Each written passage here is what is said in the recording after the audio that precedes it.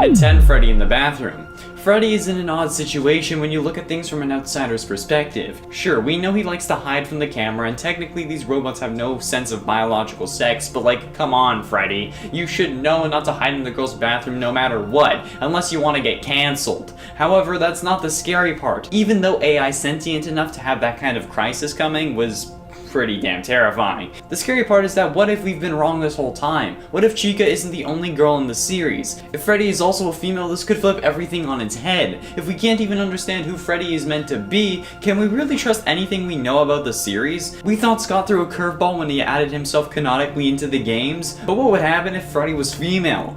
Oh boy, I'm having an existential crisis now. And 9 scrapped features. It turns out FNAF had a whole load of features planned that were never actually implemented fully or that were changed last minute. I talked about how Freddy was only meant to jump scare you after you lost power in another video, and I talked about a few others in different FNAF lists. If you guys want a whole list on scrapped FNAF features, let me know in the comments. Is it something that people would actually want because it's something that I want to do? Or is it more so something that I do just to talk about things and change things up, because we're kind of running out of FNAF lists. If you have any ideas, let me know. When I look at these features that I want to keep hidden for the purposes of another list, if you want it at least, I can only imagine how different the game would be if they had added these things like alarms for every hour, or animatronics coming down other hallways. It would have changed the game and potentially made it worse for wear. Number 8, Afton's Flesh. In Five Nights at Freddy's 3, we are introduced to the character known as Springtrap, the golden spring-lock bodysuit with William Afton barely clinging to life inside. He has been poked and prodded more than people who claim to have been abducted by aliens, and while he is still alive, it appears as if he's just been rotting away, or hell, even just gotten his skin torn off when the spring lock's activated, resulting in him getting spiked in multiple places, but still somehow surviving. In some of the scenes/menus we can get in Five Nights 3, we can actually see that this is the case,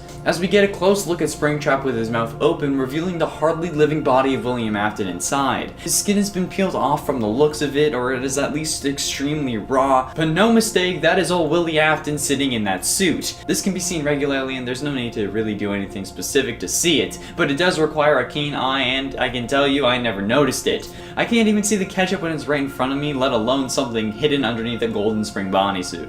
And at 7, golden background.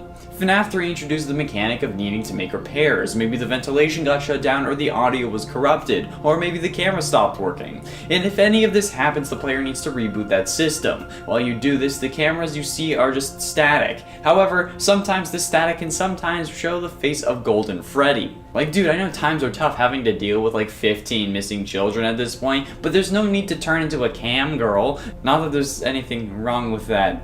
Oh crap. I'm not getting out of the semi. No matter what, it is indeed possible to see the face of Golden Freddy in the static. It's not clear, it does take some keen observation, but it's quite subtle. But once you see it, you will never be the same. Mostly because you'll have seen it, and that means that you will have changed, because before, you hadn't seen it. Logic.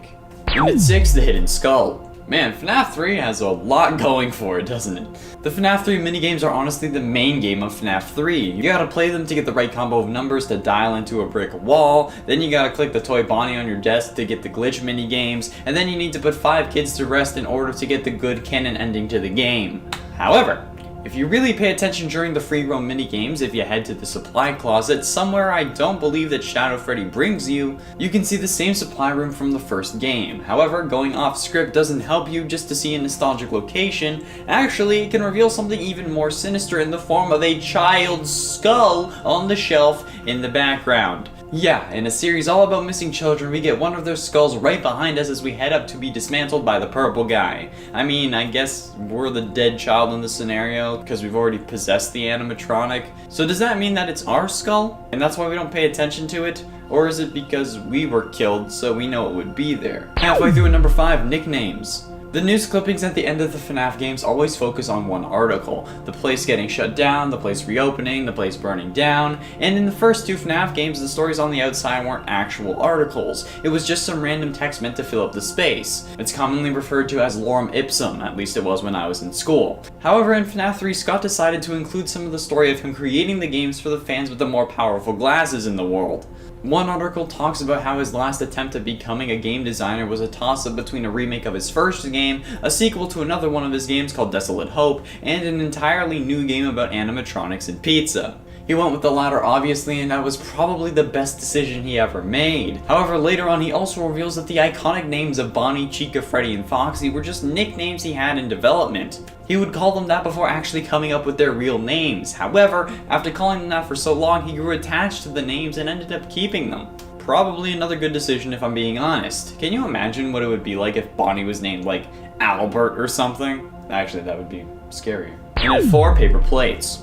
Let's take a break from FNAF 3. In FNAF 2, on one of the cams, you can see 3 paper plate crafts that resemble the 3 main animatronics. Sometimes, though, they can take on a mind of their own. At least the Bonnie one does. It can sometimes not appear on the camera view and then just later appear in your office. How did it get there? Who placed it there? Was it an animatronic? If it was, why didn't they attack us? Was it a phantom animatronic? Can they even do that? Is this plate animatronic possessed? Was a kid stuffed into the paper plate bag? Like, I know this is a horror game, but like, come on! Nobody else is working there at the time, and so how the hell did this thing move? Oh, and also it could have happened in FNAF 3 too.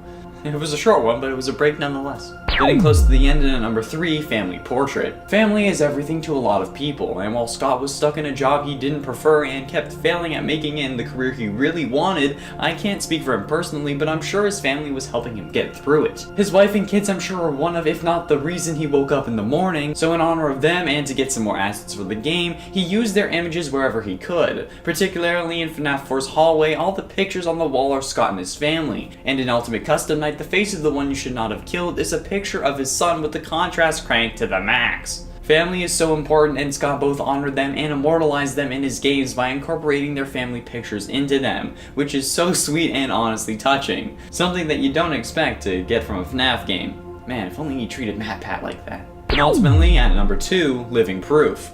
Let's take another break from FNAF 3. Okay, that's enough. In FNAF 3's minigames, we see the story of how Springtrap came to be. We see Afton dismantle the animatronics and then unintentionally release the spirits of the dead children, who then come to spook him or get an apology. I don't know what the ghosts of 5 dead kids are gonna do aside from keep you in hell for all eternity until you escape by mind melding with VR video game testers. Anyway, as we see from the game, Afton gets scared by the spirits and then runs into his spring bodysuit to feel more powerful, probably hoping it would scare them because it was this character that killed them in the first place. However, thanks to the water dripping in from the outside, coupled with Afton's haste, he ends up getting snapped by spring locks and collapses. I've seen many comments over the months we've been talking about FNAF where people say that this is where Afton died. This honestly has never sat well with me. I always believed he was alive in the suit, and now I know why. In this scene, we never see him stop moving. Sure, he could have died and possessed Springtrap like some have suggested, but if that was the case, he would have stopped moving. He also wouldn't have eyes that are full of life like he does in the Springtrap suit, since, as I said before, we can see his flesh inside and those eyes are clearly his. Afton doesn't die in this moment, hence why I don't consider Springtrap an animatronic, because Afton is still alive and consciously controlling him. Afton himself is living proof that Afton never dies. MatPat even said it himself in his theory on that game. He said, "Notice he never stops moving." That's because he isn't dead. He only dies in Pizzeria Simulator after being lured back by Henry and being set ablaze, damning him to hell. Finally, in number 1, Butterfingers. On the main stage in FNAF 1, we see 3 animatronics, Freddy, Bonnie, and Chica. When we leave the camera or decides to cut out for a moment, we can see Bonnie leave, and then Chica, and then Freddy doesn't leave until like night 4 or something, right? Well, as the animatronics leave the main stage, they drop their iconic item. Bonnie loses his guitar, Freddy loses his microphone, and Chica loses her cupcake. Why?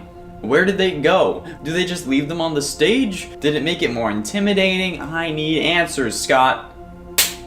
Senpai noticed me. Both Scott and MatPat. In at 10, Freddy, the red-nosed jump scare. In FNAF VR, it is actually possible to be jump scared by a random animatronic that you can't see coming while you're in the main room that you started in the Pizza Party minigame. It appears to be a version of Freddy with glowing red bottom teeth and what look like nostrils to me, but most people are saying eyes. But like glowing in the Photoshop sense, like they only have their outline glowing instead of being bright white on the inside and then glowing outward. It's like when you add a glow to the outside of something. If you have no idea what I'm talking about, just trust me, I literally went to school for Photoshop. And I make most of the gaming thumbnails. Recently I've been making like all of them, so yeah. I don't know what animatronic this is meant to be, but based on the teeth, it isn't Freddy because he has individual teeth. And it can't be Chica because the mouth shape isn't right, and the nostrils. It's not Bonnie or Foxy either. I really don't know who this could be, but now that I think about it, those are probably eyes. I just like the idea of big gaping nostrils, just like jump scaring you. In at 9, FNAF 3 Puppet. While we all know the puppet for being present in FNAF 2 and also appearing as hallucinations or a minigame character in FNAF 3, you can actually spawn him on the camera. While sometimes you can see the reflection of the puppet's legs in one of the cameras, you can also see what looks to be actual puppet parts in Cam 8 in FNAF 3. While sometimes in that same camera you can hallucinate the puppet, if you look just beside the camera 9's box, you can see something that looks to be a mask, with streaks coming out of the eyes and a mouth just below. This could be the puppet, or just a coincidence. Or maybe it's something else that nobody has really cared enough to look into. I think it's the puppet personally. Maybe not a working puppet, but a puppet figure nonetheless. And it ate chewing gum. Chewing gum recently became a big thing in the FNAF series, only to serve as justification as to the links between two characters. But either way, it's still canon that Michael Afton loves to chew gum. So much so that he actually writes about it in the survival logbook and says that he wants to knock the bad habit. Yeah, it was never demonstrated in the games, and was kind of dismissed in the survival logbook until the latest Fazbear Frights book was released, called Step Closer. That proved who the character of Michael Afton was meant to be, the big brother from FNAF 4, the one who was endearingly called Foxy Bro by MatPat and I'm sure others. This was the only reason that detail was included, to link him to another character. It was never shown in game, not even indicated. During Immortal and the Restless, he would just sit there eating popcorn and he wouldn't have gum anywhere in sight. I mean, I'm sure this wasn't established yet and Scott didn't think of it, but come on! Imagine if this had been right in front of us the whole time. That would have been so good. Scott, update sister location. And it's 7, Realistic Baby. Continuing on about the books and their connections to the games, Baby could very well be a realistic version of Henry's dead daughter Charlotte who goes on to possess the puppet. Which would totally be weird because Baby was also possessed by Elizabeth Afton. In the final FNAF novel, The Fourth Closet, which is the final novel, the rest are collections of short stories, it's revealed that the main character of Charlie is the last in a series of robots meant to recreate Henry's daughter who was killed at the age of 3. This character is also revealed to be the baby animatronic that can switch between looking hyper-realistic, like a normal human, to the normal circus baby we all know and love, with the use of small pins with balls on the ends. And what do we see the circus baby model in the FNAF games? Small pins with balls on the ends. This is something incredibly interesting and revolutionary to the story of the games, but not in like a lore-breaking kind of way. It just shows that Baby could look like whoever she wanted to be, and perhaps that's why she led Ennard. But after she couldn't do it anymore because she lost the pins, she was kicked out. I don't know, it's just a theory. A circus baby theory! I blew out the mic. And at 6, Grandfather Clock.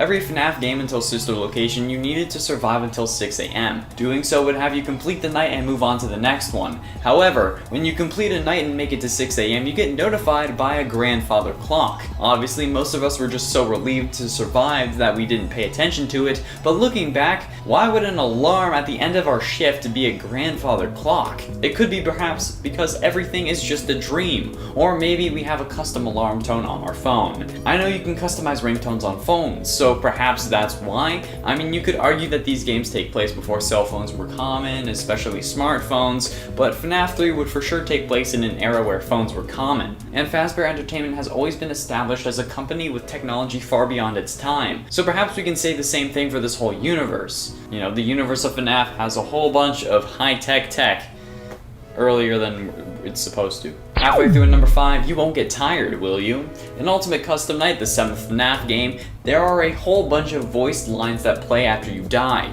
depending on the character that killed you. You can get a range from long-winded stories dedicated to MatPat, to lines basically damning you and criticizing you for killing a baker's dozen of kids. Rightfully so, but for me, they're all brave. However, there is one line that would stick out to those who played FNAF World, at least through Update 1.2 when Foxy Fighters got added, where Toy Chica said, "You won't get tired of my voice, will you?" Well, it depends. If you keep talking like that, yes.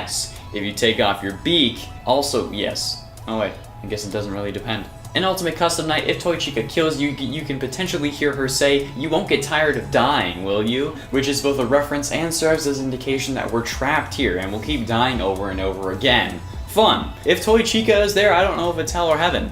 No, it's definitely hell. I'm not Eddie. Hey, mommy. And at 4, a child. Ah, Bachelor number 1. The child-eating, capturing, and torturing killing machine that won the last round of the killing floor. However, for those of you who didn't already know, and I'm sure there's at least a couple of you, the body of Funtime Freddy does indeed contain a child, as evidenced by the wireframe blueprint where we literally see a child inside of his containment chamber. I don't know if that kid is dead or alive, but based on the lack of oxygen, I'm guessing he's dead because, you know, lack of oxygen. But yeah, in case you didn't know, there is literally a dead kid inside of Funtime Freddy. Do with that what you will. And at 3, it's me. Hey, look, I rhymed. There is one FNAF VR Easter egg that we haven't found yet, but there is also a FNAF VR Easter egg that very few have found. The one only a few have found is the It's Me Easter egg from the Curse of Dreadbear DLC, where if you manage to get 3 clown posters in the Victory Barn and then hit them all with a dart, the barn flips into blacklight rave mode and the banner switches from saying "You win" to "It's me" in reference to Golden Freddy. We don't know what this could mean. Hell, it could mean that we're still playing as Michael Afton somehow. But it's also weird because currently Golden Freddy is down in hell with William, torturing him for eternity, so it's unclear as to why this is possible, but it happened nonetheless. At least if we can believe the few videos that are out there. You say Donko found it, but I've seen no video, okay? So, pics or it didn't happen. I need to go back live stream searching for this, though. Like, I need to know if it's true. Based on my own experiences. You know, that's the only way we can really know, right? And ultimately, in at number 2, Help Wanted. During an interview around a month or so ago, a representative from Steelwool Studios said that there was a detail or Easter egg in Help Wanted that hasn't been found. I literally mentioned it last number. With the experience the fans have to tearing these games to shreds, it's almost impressive that we don't know where this could possibly be. We've torn the game to bits, we've boundary broke and data mined, but we still missed it? The interview reads, quote, "The FNAF fandom is keen at finding hidden secrets in every Five Nights at Freddy's game, but is there something in Help Wanted that the fans haven't found yet? Yes. Oh, did you expect me to say it? No dice." The same interview, the infamous box was mentioned yet again. Could the two be connected? And where could the secret be hiding? Perhaps in the DLC? Curse of Dreadbear was packed with all kinds of Easter eggs and secrets. Could it have been there? Perhaps in the hallway minigame? Or maybe we're looking in the wrong place. Let me know your theories down below, and let MatPat know about this, and if he doesn't know already. We all need to put our heads together for this. But like, with reasonable social distancing and wearing masks, obviously. Put our heads together 6 feet apart, or more. Finally, in number 1, the rules. Thank you to Maggie Shannon on yesterday's community post for pointing this out to me as I was scrolling through the comments. The rules for safety in the Fazbear establishments are simple. They appear on posters in the first FNAF game, and they read as follows. 1. Don't run. 2. Don't yell. 3. Don't scream. These seem pretty reasonable, right? Even if 2 and 3 are basically the same thing. But rule 4 is where it gets weird, so I'll save that for last. 5. Stay close to mom. 6. Don't touch Freddy. 7. Don't hit. 8. Leave before dark. I would just take it as leave before closing. Rule number 4 is honestly the weirdest thing and is honestly scary when you think about why they would need this rule.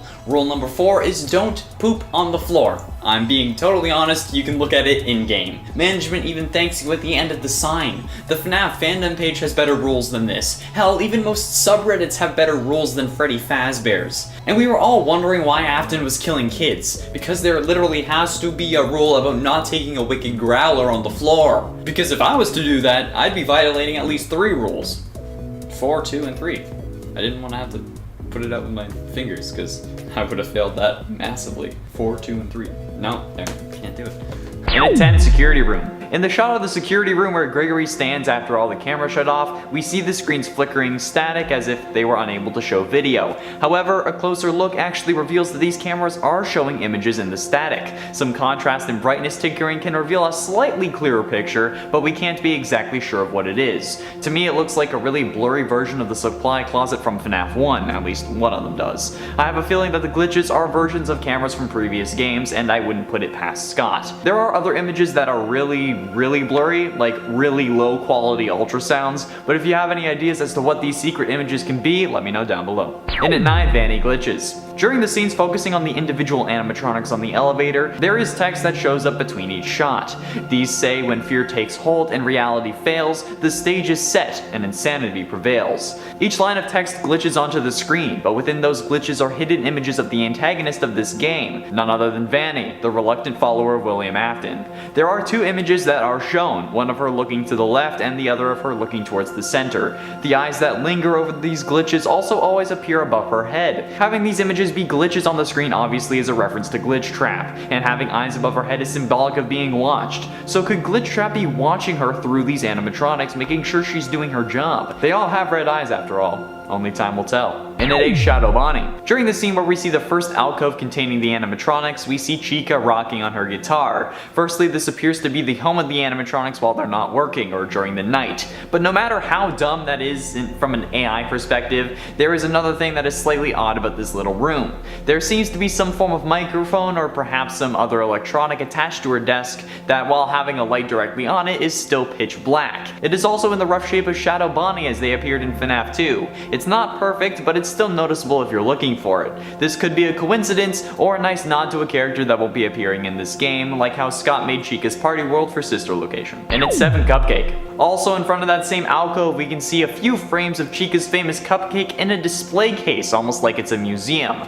or perhaps a memoriam to the old design of Chica that they had to abandon for this establishment, or because the fans love the cupcake and would be furious if it wasn't here in some capacity. There looks to be a plaque on the front of the display as well, indicating that maybe it's a bit of a showcase for the cupcakes and perhaps its history with the character of Chica. Maybe the Fazbear Entertainment Company is trying to push sugary foods less, or maybe they just want to get rid of the cupcake since it was involved with a version of Chica that was possessed by the soul of a child after Afton offered them more pizza. Maybe this whole area is dedicated to ensuring the reign of Afton never comes back. Good luck with that. Someone didn't listen to him when he says he always comes back, and obviously someone didn't look at the final shot of that trailer. And at 6, the eyes. There is a scene where we are running through maybe what can be thought of as a maintenance tunnel, probably below the Pizzaplex. We don't know if anything is chasing us, but we can guess so since this shows over the line they won't stop hunting you, none of them will stop hunting you, suggesting that we are in fact being chased. Now at the very beginning of the scene to the left of the screen, on the very edge we see some lights. However, as our character runs, the fence or railing beside us cuts that light into 2 separate dots, very reminiscent of the eyes of good old Golden Freddy, the one who will not rest torturing Afton's soul in hell. While this may just be a coincidence, we know Scott doesn't do that sort of thing. There were probably multiple shots of this scene and he would have chosen this one because of that tiny detail. That may have been a mistake, but now I can't unsee it. Halfway through at number 5, design change. This is something I didn't notice until I went into the comments of that trailer. In the summer of 2020, Funko leaked the designs of the action figures for Security Breach, thus leaking the designs of the animatronics. People were pissed about this, obviously, since Scott had specifically told Funko not to release anything. What is it with Funko and leaks? Anyway, the designs of the characters from the gameplay trailer are actually slightly different to those of the action figures that were released. This is most notable on Roxanne's clothes, where Scott moved the black star shapes, and on Monty's guitar, where he removed or made the black stripes smaller. At least from what I can see. Chica's guitar is also a lighter blue and mostly white, as opposed to white and a darker blue from the original action figure. And the animatronics in the trailer are properly proportioned. The action figure heads just weird me out. Like, the pop figures are fine because it's meant to be that way, it makes sense, but the action figures, it's weird. And at 4, Balora's theme. Over the footage of us being shown the individual animatronics of Chica, Roxanne, and Monty, we hear some music that would potentially be triggering to fans who played Sister Location. Here's the clip.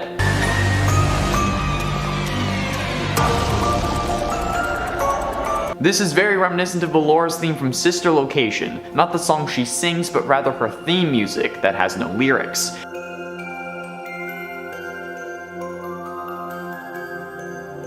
This is more of a remix version of the song instead of the original, but it could be a hint at something much more. Like Vanny says at the end of the trailer, there is more going on here than you realize. It then cuts to something else, and that makes us think that that's what's going on that's more, but we realize that. So what if this truly means this could be in the introduction of William Afton's wife? Balora is used as an allegory for his wife, not being possessed, Balora isn't possessed, but just as a mother figure to the mini-Renas and even kind of baby if you look at it that way. And if you do, the the connection only grows since Baby is possessed by Elizabeth Afton, William's daughter, or was. We don't know what happened to his wife, she has no official name. Some think she died naturally and that drove him to killing, some think William killed her, others think she ran away after learning about what William does. Maybe we will learn more about her in this game. Maybe she is indeed the security guard, maybe her name is Vanessa, maybe it's just because that music is creepy.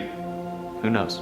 Getting close to the end in number 3, staff only. Near the end of the trailer, before the security breach logo, we see Vanny pop out from behind a door labeled staff only, indicating that she is a staff member. But why is staff an acronym? The term staff is used in many different ways, as a plural noun, adjective, and even a verb. But none of those uses use the term like an acronym. In fact, when I searched for the acronym, even with quotation marks, nothing came up. So this is definitely something odd. What could this acronym stand for? And is there actually a meaning behind it, or is Scott just giving us a red herring? Let me know your theories down below. Penultimately in number 2, purple. The color purple is everywhere in this trailer, no doubt a connection to the purple guy himself, William Afton. The trailer starts off with him speaking, and then he is present throughout the whole trailer. There is purple in nearly every shot, and if there isn't, it's a color that makes purple, blue or red. Plenty of the neon lights are purple. Purple is a common secondary color throughout the Pizzaplex. Even the logo that shines on the wall is purple. Chica's playpen has plenty of purple. The Pizzaplex alcoves have purple. Chica's guitar is purple. Roxanne's leg warmers are either a dark purple or blue, but she's also wearing a red shirt. Monty's gloves and shoes are purple. The only animatronic that doesn't seem to have purple on them is Freddy. Maybe this indicates that he isn't under Afton's control. Everything in this trailer for the most part is related to the color purple. The logo is red and the text is glowing blue. Not to mention the ending with, finally, and in number 1, the arm. The final shot of this trailer is clearly a reference to William Afton. I know you noticed that. But what you might have missed, however, is the reflecting purple light that we can see in the reflection of his arm, throwing any theory that this is the Stitch Wraith out the window. At least, maybe. The arm also appears to have been melted at some point, or has had something melted onto it, like flesh perhaps, or the remains of a suit that caught fire after being lured there by your son and your former business partner. And a 10 nightmare. One thing that was mentioned when we first saw it, but more so forgotten, is the complexity of the security logbook. It messed with everything we knew about the series, but then messed with everything we thought we knew about the logbook itself. One of the key things that sticks out to me is the fact that Mike drew Nightmare on page 41. Those were just an illusion, which we know thanks to the Ultimate Custom Night's death voice lines from characters like Nightmare Freddy, who said this time there is more than an illusion to fear. And I am given flesh to be your tormentor. So, how could Mike know what Nightmare looks like? Crying Child was in a coma while he was seeing them, so he couldn't have described them, especially in that much detail. Where'd he get it from? And at 9, FNAF World. Hell.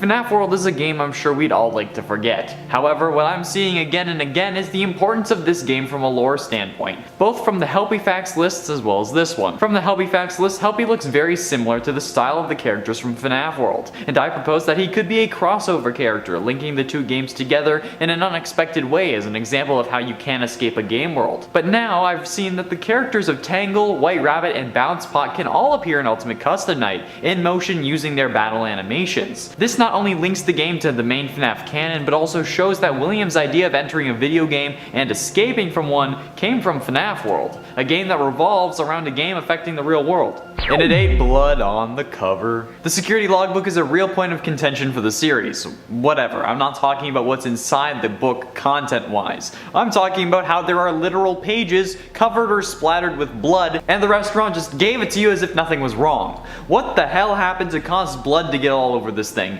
And thanks to the finish on the blood on the cover, at least the hardcover version, it's shiny, meaning it must be new. And I'm prone to nosebleeds, but I know that that is not a nosebleed. You don't lose that much blood. Well, unless you're me, but that's because I have veins that poke out of my nose, okay? I had to get the cauterized in elementary school, which means I had to get like 20 small burns on my nose in each side, okay? It was a mess. But not even that would generate this much blood. So why is it covered in blood? We see coffee stains, that makes sense, but blood? And why are they only mentioning that someone else wrote in the book, not bled all over it? That's not sanitary. And it's 7 payoff. There has been a lot of crap that goes down in these restaurants. Missing kids, murder, animatronics that they felt needed access to a crime database to scan everyone that comes into the restaurant that ended up failing. But even after all of this, No lawsuits or anything? We saw papers talking about the missing children's incident, but nothing about lawsuits. The company shut down to downsize, but we've seen no evidence of a lawsuit or arrests. Sure, they had an investigation, but not a good one when there was obvious dead body stench coming from the animatronics. I don't care how sweaty and gross these kids and this pizza is, nothing would make it smell that bad normally. This to me indicates some form of a payoff at the very least, like maybe William has the police in his pocket, or a deal with someone saying that if he finds the key to living forever, that he shares it and he gets away. There has to be something more here. If I was a parent, I wouldn't stop until my kid had found justice. Like, where did these 15 kids' parents go? In its 6th performance. It has been stated before that the voice actor for William Afton, PJ Hayward, based his performance for the character off of Anthony Hopkins' version of Hannibal Lecter in Silence of the Lambs, who, if you didn't know, is a cold-blooded cannibal serial killer in the movie. So bad that he's behind a full glass wall instead of bars, so he won't bite your face off. What if this is for more reasons than just being creepy? I mean, no body, no crime, right? If William was eating the kids his robots were trapping, it could cause them enough agony to create more remnant, and more remnant means more studying for the mad scientist, and one step closer to the answer to immortality. He didn't take killing kids off the table, something that most people in prison will even kill you for if that's why you're thrown in the slammer, so eating them isn't really too much of a stretch for this guy. Maybe it started off with him thinking that that's how he was going to get the answer. I mean, he originally stuffed them into the stomachs of the animatronics, right? Halfway through number 5, exotic butters. The security logbook is really appearing a lot in this video, and that's because in the hype for security breach, we've forgotten all about the that is this book. Not only does Mike draw Nightmare in the book, a representation of Crying Child's death, he also draws things connecting him to other games, like exotic butters and baskets of money from Sister Location, or a gravestone seemingly similar to the ones from FNAF 6's gravestone ending, or the casual bongos from Sister Location, and a Freddy Fazbear logo with blood surrounding Freddy's mouth, like how Crying Child got chomped, or spooky animatronics and ghost sheets, which could be a reference to the missing children's incident from the first game, since FNAF VR's Curse of Dreadbear DLC wasn't out yet. And this is ironically on the same page as the maze, like the corn maze from that game. And why is there a picture of mangled up Chica on the very last page of this book? So many damn questions that we just forgot about thanks to the new game. It's exactly what he wanted. And at 4, Nightmare voice line. In Ultimate Custom Night, you can fight off Nightmare, and his voice lines when he kills you can really prove what we've all been thinking. Well, most of us. Or some of us. I don't really know the ratio to Will-Hell versus Micatory believers in the comments. Nightmare's voice lines include, "You will not be spared, you will not be saved," indicating that someone has been spared or saved before. But from what? Well, this next line tells us, "I am your wickedness made of flesh." And who out of Mike and William is wicked? William, the killer of the series. His wickedness is killing, therefore Nightmare would be William's desire to kill personified. He also says, "The shadow fears me," and until this point I didn't know if he meant death or William himself. However, I think that this proves he means William, since the purple guy is the shadow of a man. William either fears his own desire to kill, or he fears the fact that it took his children from him, both Elizabeth and Crying Child. And to further prove this is William, Nightmare says, "I am here to claim what is left of you," since he was burnt to a crisp in FNAF 6's fire. So there isn't really much left, just like how his wickedness came to claim Crying Child. And at 3, debunked. On April 1st of the year or the year after it was released, Scott added Nightmare Freddy, Foxy, and Phone Guide to Ultimate Custom Night. Each of their mechanics was based on a debunked FNAF theory. Most interestingly, Nightmare Freddy's mechanics were based off of Dream Theory, proving that these games are actually happening and it's not a dream, which makes everything more complicated because now, God, we have to figure this out properly and can't just go around saying it was all a dream. Anyway, the Dream Theory along with Foxy being helpful and the Phone Guy being Purple Guy were all confirmed 100% false at this point, resulting in a whole lot more issues for the series because I can't just say that it was all a dream.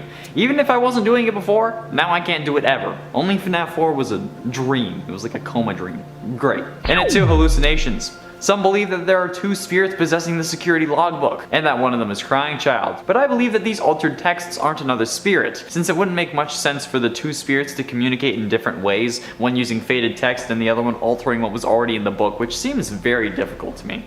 I believe that these are hallucinations that we're seeing from Mike's perspective. He writes in the book in red ink, and that's established early on, but by the end of the book, Mike is incredibly tired and stressed, as indicated by the incident logs on page 108. Something happened at 8:11, but we don't know if it was AM or PM. Considering how we don't start our shift in game until late, we can assume AM. However, we wouldn't get to work at exactly 12, he'd be there beforehand, and if he was having to fight off animatronics all night, he would certainly be stressed. Stress and fatigue would certainly cause hallucinations, and even if we aren't seeing this from Mike's perspective, we would be seeing it from ours. Maybe this is where Michael got the idea to use the name Mike in the first game. Maybe by reading this, we are Michael Afton learning about who we are. This could be where we get the idea to go to sister location, or it could be just before our father contacts us to go do so. Finally, in at number 1, death by Afton. So many people in the series die because of William Afton. Obviously, he's the killer, the catalyst, the one who started it all. However, the apple doesn't fall far from the tree. Well, at least when she's possessed a robot. Remember FNAF World's original ending, the introduction of Baby? Well, she ended up killing Henry, the man who's sitting at the desk. We know this is Henry because, well, he says he made Baby and can't deactivate her, but he ended up getting killed. William wasn't dead at this point, and Henry was the only other one who could have helped in the creation of Baby. He did so not knowing what William was planning, I'm sure, but then Baby kills him. Now, Circus Baby's Pizza World was shut down after 1 day because of what it did to Elizabeth, so this would most likely take place after that, meaning that Elizabeth was inside Baby when she killed Henry. Elizabeth Afton, the sweet little girl who got too close to Baby, took Henry's life. It's kind of poetic when you think about it. Henry's daughter was taken by William, and Henry was taken by William's daughter. And it's the Bite of 87. The Bite of 87 is one of the biggest contention points in the whole FNAF series. It makes some theories, breaks others, and has been debated since the very first game when we learned about this very mysterious incident. However, we've never really been able to determine who caused the bite. It's typically thought to be Jeremy who got bit, but who did the biting? Some think Mangle, others think Fredbear, and some think Toy Chica. And some think Chica thanks to Ultimate Custom Night, which honestly just outright tells us who caused the bite if you listen to Toy Chica's death lines. One of which being, "Where's my beak?" Launched in your forehead, of course. Where's my beak? Lodged in your forehead, of course. Which is where the frontal lobe is located, which is the part of the brain removed in the Bite of 87. This could also allude to Scott's clue on MatPat's FNAF livestream that said why would Toy Chica be missing her beak? And it would be because she caused the Bite of 87, and without the beak, she couldn't hurt anyone else. Like how I keep saying my pug can't really hurt anyone because he can't fit his flat mouth around you unless you willingly like give him a finger or something. I don't know why he scares people. And 9, Scrap Trap. What the hell happened to Springtrap between games to cause such warps? Sure, he was burnt in FNAF 3, but we've seen him alive and well and not damaged in Sister Location's Night 7 ending cutscene, so where did all this additional damage and warping come from? The head becomes larger and so do the feet. I genuinely don't know how this would make sense. We know they're the same person thanks to Ultimate Custom Night's voice lines, but I'm so confused as to what could have happened. I'm sure the extra damage comes from fending off wild animals, since you know he's a body that would attract scavengers, but how did the head of the suit get bigger? It's not like it evolved. My only guess is that William either broke into some Fazbear warehouse like the one he visits in the Man in Room 1280, or he made a new one to try to protect him better, since we see extensive damage and I don't really know how much time there is between Sister Location and Pizzeria Simulator, so like he could have been out there for a while. And it ate Ballora. FNAF Ultimate Custom Night really has a lot of lore hints and clues for us, so it will be appearing a lot on this list and in other lists in the future, I'm sure. I'm just now starting to understand the importance of this game for all of FNAF lore. One of these clues, however, is one of Ballora's death lines from Ultimate Custom Night. After killing you, Ballora will on occasion say, "These are strange circumstances that have brought us together." These are strange circumstances that have brought us together. And I'm sorry, but based on her other lines, I don't think she's just talking about how they're in hell or in purgatory. I think that this is about how they met. Well, how William and the woman that Ballora represents met. In a previous video, I theorized that maybe Vlad and Clara from Immortal and the Restless perhaps represent William and Henry's wife, a scandalous affair that drove him into killing Charlotte so that he could be with her, since she would have no ties to Henry anymore. But I wasn't sure of it. But honestly, those would be strange circumstances that could have brought them together. I mean, maybe he didn't kill Charlotte to be with her, but killing Charlotte drove her away from Henry into the arms of another man. Williams, perhaps. I mean, she asks, "Why do you hide inside your walls?" Maybe she's talking to Henry and not William. And it's 7, Stranger Danger.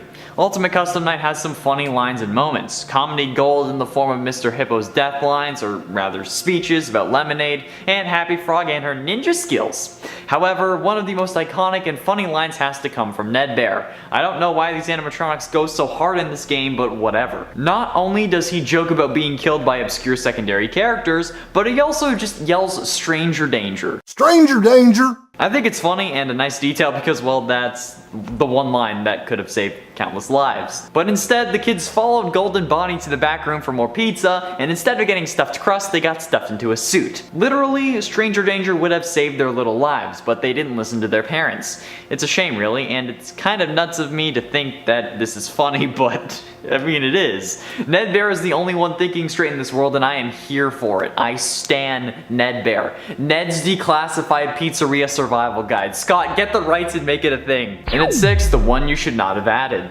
Scott has added a whole load of characters into the series, so much so that there are too many characters for my taste in Ultimate Custom Night. But some of the characters he's added are a little too familiar for him, and it could have lore implications that we don't know about yet. Firstly, Scott added himself into FNAF lore. Sure, it's not him, it's not Scott Cawthon, but he is the face of the indie game developer that made some games about the tragedies in the FNAF world. He used a picture of himself when he could have used anyone, hell, a stock photo, or even nobody. Then we have Cassidy, the one you should not have killed. This one is Scott's son, as confirmed by Scott himself in either a Reddit or Steam post, I don't quite remember which, meaning that Scott's son, in universe, is dead. Yikes. And he also added the rest of his family, just subtly, since all the FNAF 4 pictures of family or kids that are visible in the hallways are of his family, since you didn't have to pay for any stock images or anything, as confirmed by Scott in the same post I referred to earlier, addressing the one you should not have killed. The one you should not have added, since now they're technically dead. Get it now? Halfway through number 5, final moments. Something seems off to me about this game. Why would William be tortured in hell by a version of himself? That version of course being Springtrap. And I think it's an issue that multiple people have, and why the whole mic trap thing is so popular. Well, this is probably William's life just flashing before his eyes. Every animatronic in this game William has had something to do with. He was there in FNAF 6, he was Springtrap, he created the animatronics and the sister location animatronics, he caused the nightmare animatronics to be created in the mind of Crying Child. This is basically his whole life flashing before his eyes, but not in order, all at once. Torturing him for his misdeeds and the horrible things he's done. Maybe he regrets it and that's why he shows up as well. Or maybe he only regrets losing his children. Hence why all his version says is I always come back, since he hopes his children could do the same, or wishes they could. And at 4, Wake Up. Nightmarion, or Nightmarionette, whatever you want to call it, is one of the scariest animatronics there is. Added in the Halloween DLC from FNAF 4, Scott deemed him not canon, but he's still here in Ultimate Custom Night, saying I am the dark reflection of what you have created. I am the fearful reflection of what you have created. The puppet, since William killed Charlotte who ended up possessing it. But that's not the line I wanted to focus on, we knew that already. What I wanted to acknowledge was the line, "This is a nightmare you won't wake from." This is a nightmare that you won't wake from. This is a subtle way of saying that someone woke up from the nightmare before. Like someone may have woken up before, but this is a nightmare you won't wake from. Who would have woken up, you ask? Who else was the only other person to see the nightmare animatronics? Crying Child. Oh wait, same thing. This line also helps prove my point. Crying Child somehow survived or was saved from death, like Nightmare also seems to hint towards, but we heard a flat line at the end of FNAF 4. That's because he was removed from the machine, not because he had died. I'm telling you, it's a thing. Getting close to the end into number 3, FNAF Multiverse. The FNAF Multiverse is already a thing. The original novels are their own universe, despite sharing characters and plot points. The Fazbear Frights books are their own universe, even though they help answer other questions that we've had, like Scott said himself when he announced the original 5, and the games are their own universe. But what if the games themselves are multiple universes? There are so many points that conflict with themselves when trying to establish a timeline. MatPat decided to put emphasis on the events that were mentioned later in the timeline, but what if they conflict because they're not the same Earth? I mean, we have the FNAF game Multiverse thanks to the Fazbear Fanverse initiative Scott started, funding some installments in new fan games and helping them with marketing, retail, and merch. So why not have the games or the events of the games that don't help the timeline take place in another universe? I mean, it would screw up a load of stuff, but it could help explain a load of stuff too. He didn't start a fanverse for no reason. There has to be some sort of tie-in. Penultimately in at number 2, burning. Look, I'm all for setting the souls of the damned free of their chains and letting them move on, but we need to remember the souls that we're dealing with in this series. They're typically kids, right? But doesn't it feel weird knowing what happens when you think of it like that? Sure, we set the kids free in FNAF 3, but we know the remnant can only be destroyed with fire, and since the kids are still here thanks to the remnant, we have to burn Fazbear Frights down, causing the fire at the end of the game, but also causing the souls of the victims to be set free. We're burning the kids on the regular in this series, and in FNAF 6 we burn a load of them thanks to Molten Freddy, who's entered, so he has multiple different souls. And the only one who wasn't a kid, William, managed to escape and got sent to the hospital where he would be taken to a Fazbear warehouse so he could possess a hard drive and come back to life again. It's nuts, man. I don't understand why so many kids have to suffer in this series. Scott must not be good with discipline. Or he uses what happens in these games as discipline. Attaboy, Scott. Strike fear into their hearts. That's what my dad did. Finally, in at number 1, the real protagonist. Orville the Elephant in Ultimate Custom Night is one of the animatronics that's really memeable. Not as memeable as his counterparts perhaps, but he does give us a lot of information if you're paying attention. Take this one line from Ultimate Custom Night for example. He tried to release you, he tried to release us, but I won't let that happen. I will keep you here, I will hold you here, no matter how many times they burn us. He tried to release you. He tried to release us. But I'm not gonna let that happen. I will hold you here. I will keep you here. No matter how many times they burn us. Hold on a second. If this is really the voice of Cassidy, Golden Freddy, speaking through the elephant, then why would they say he tried to release you? He tried to release us. Henry was the one who tried to release William in FNAF 6, we know this from his end speech, and we know that's the one that Cassidy is referring to since they said I won't let that happen, which is why they're doing it at that exact moment. But we thought that Michael was the one who released the spirits of the kids in FNAF 3, which is where Golden Freddy has their happiest day. Could it be that we've been playing as Henry this whole time with the exception of Sister Location? I mean, we didn't release any souls in Sister Location. That would mean Henry is Mike Schmidt, and that the Mike who owned the logbook would be Henry, and that we'd be reading it as Michael Afton? This may deserve its own video. Holy crap, this could change everything. And at 10, MatPat is canon, kinda. Thanks to the Fazbear Frights book Bunny Call, and more so the story in the flesh, MatPat is basically canon in the FNAF universe. Sure, it's kinda nuts that Scott wrote an mpreg fanfic about MatPat, but the crazier thing is that makes MatPat canon in the FNAF world. Technically, since the character's name isn't Matthew Patrick, and he's working on a new FNAF game and not a new FNAF theory, but he's MatPat's in-universe stand-in. While game theory or Doco may not be canon, the essence of MatPat is, and he ended up getting killed by a plush trap baby that crawled its way out of his stomach.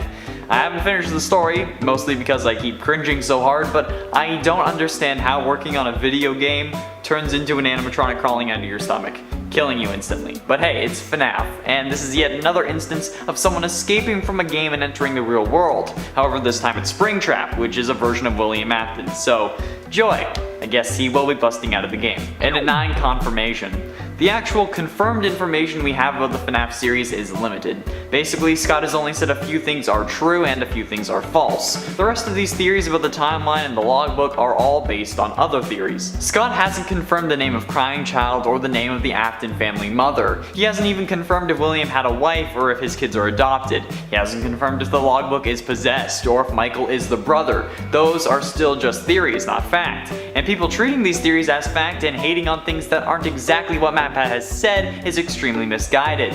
Yeah, I think you know where I'm going with this. Scott has confirmed that Springtrap is William. He's confirmed that Dream Theory, Foxy being kind, and the phone guy being William Afton or Purple Guy aren't true in the April Fool's mechanics for Fredbear, Foxy, and Phone Guy for Ultimate Custom Night. And he's confirmed that Sister Location takes place in 1983, but not Who Did the Bite of 87.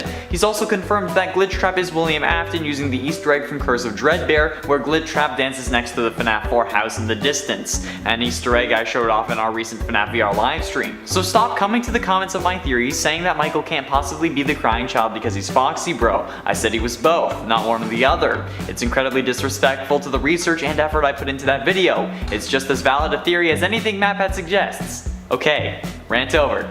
Thank you for coming to my Fred talk. And at 8, Phone Guy Death. Phone Guy's death from the first FNAF game is ultra sus. Firstly, we hear banging on a closed door, something that only happens because of Foxy. But then we hear Freddy's theme, March of the Toreador. Then some groaning that's only given off by Bonnie and Chica, and then Golden Freddy's jump scare. Why all of this attention? Only on night 5 does it get this intense for the player, and the Phone Guy only has 4 nights, so why did this character come to such a horrific end? And who actually did the killing? We know that the Phone Guy thought he'd get stuffed into a suit, hence why he asked us to check them, or maybe he was planning on hiding in a suit to try to survive, since the main theory in this game is that they put you in a suit because you look like a naked endoskeleton and that's against company policy. But why would Golden Freddy have been the one to kill him? The other animatronics have priority while killing, at least mechanics wise, so why on earth is that happening in that room? Like, what's going on? I don't know. And at 7, Smiling Purple Guy. The first time we see the purple guy was in FNAF 2, and in the Foxy Go Go Go minigame we see him sitting in the corner smiling.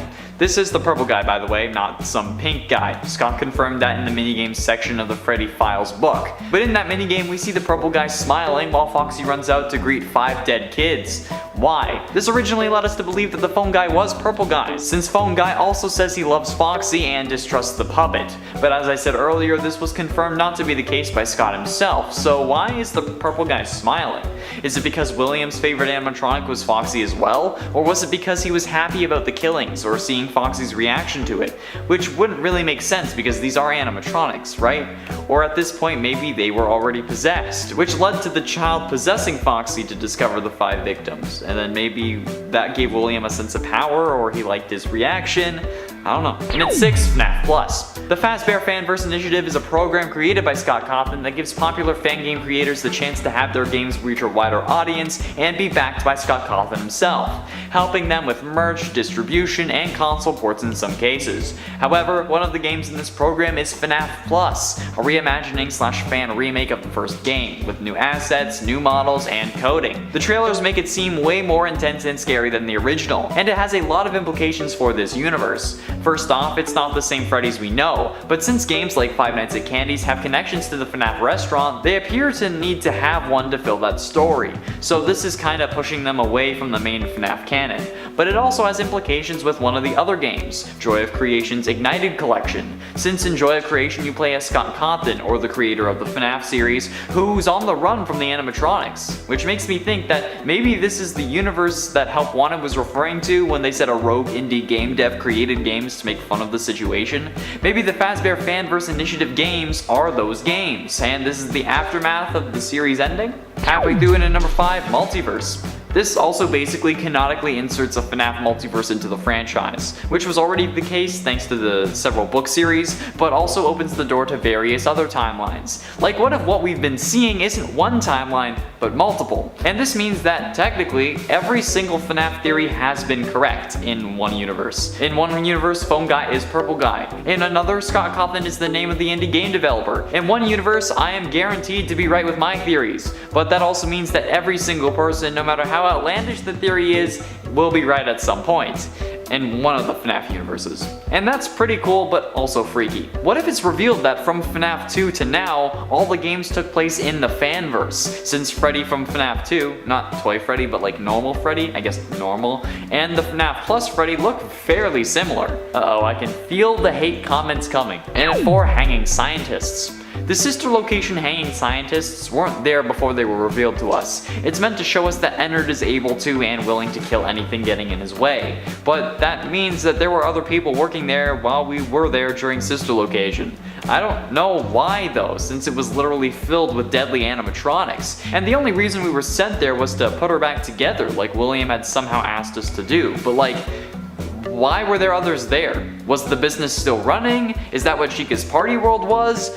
We know they were renting out animatronics, but why were there so many remaining? I thought they had stopped, especially when they were only used for one day.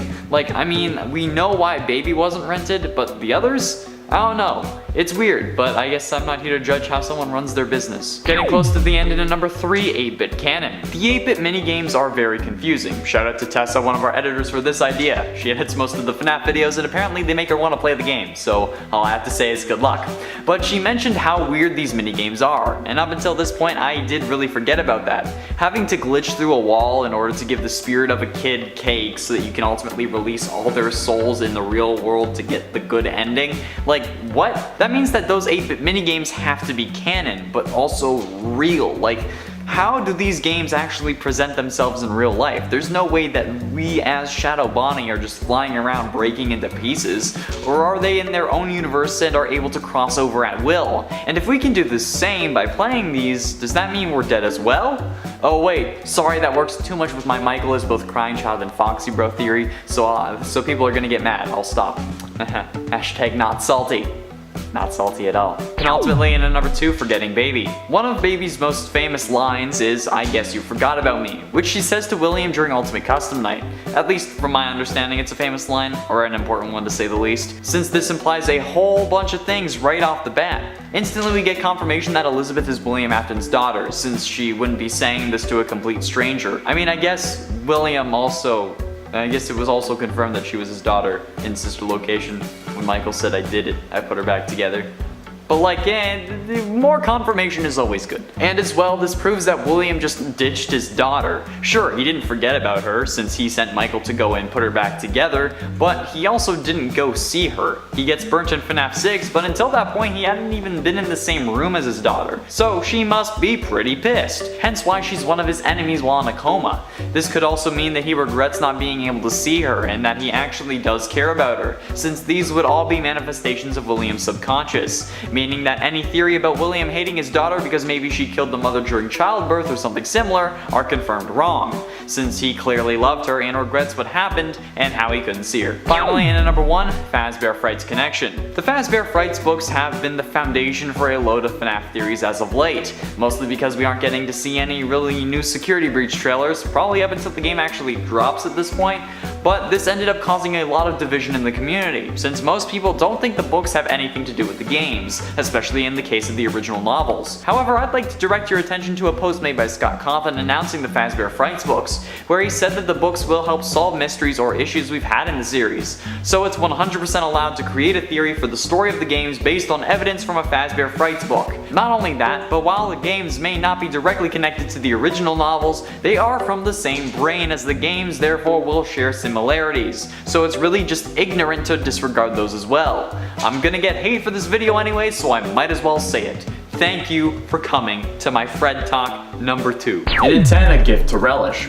What a gift to relish, a victim that can't perish, is one of Nightmare Freddy's voice lines in Ultimate Custom Night. However, we originally used this as a way to prove that William was in hell, but now, with the release of the Man in Room 1280 from Fazbear Fright's book In the Flesh, we know that William was only in a coma while this game was taking place, making this a subtle reference to how William always comes back, the soul of one of his victims that was keeping him alive in order for him to suffer, and now they could do that even more with him in a coma. Does this make the one who possessed him the one that you should not have killed? And if that is the case, and the one you should not have killed isn't Cassidy, who is it? And if Cassidy was the one that was keeping William alive, instead of 2 spirits possessing Golden Freddy, could it be 1 spirit possessing 2 things? A person and the suit. We know that the one you should not have killed is special and incredibly angry, so their agony would be extremely powerful, probably the most powerful.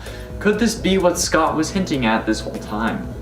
Probably not, if I'm being honest. And at 9, Nothing to Lose. The Shadow Fears Me is one of Nightmare's Ultimate Custom Night death lines. However, Nightmare is a representation of William's wickedness, and since William is the purple guy who is meant to represent a shadow, and Nightmare represents death, that would mean that William fears death, which makes sense, especially when 2 of his kids were killed by things he made. But what happens after he no longer feels that sense of horror, once he's accepted death?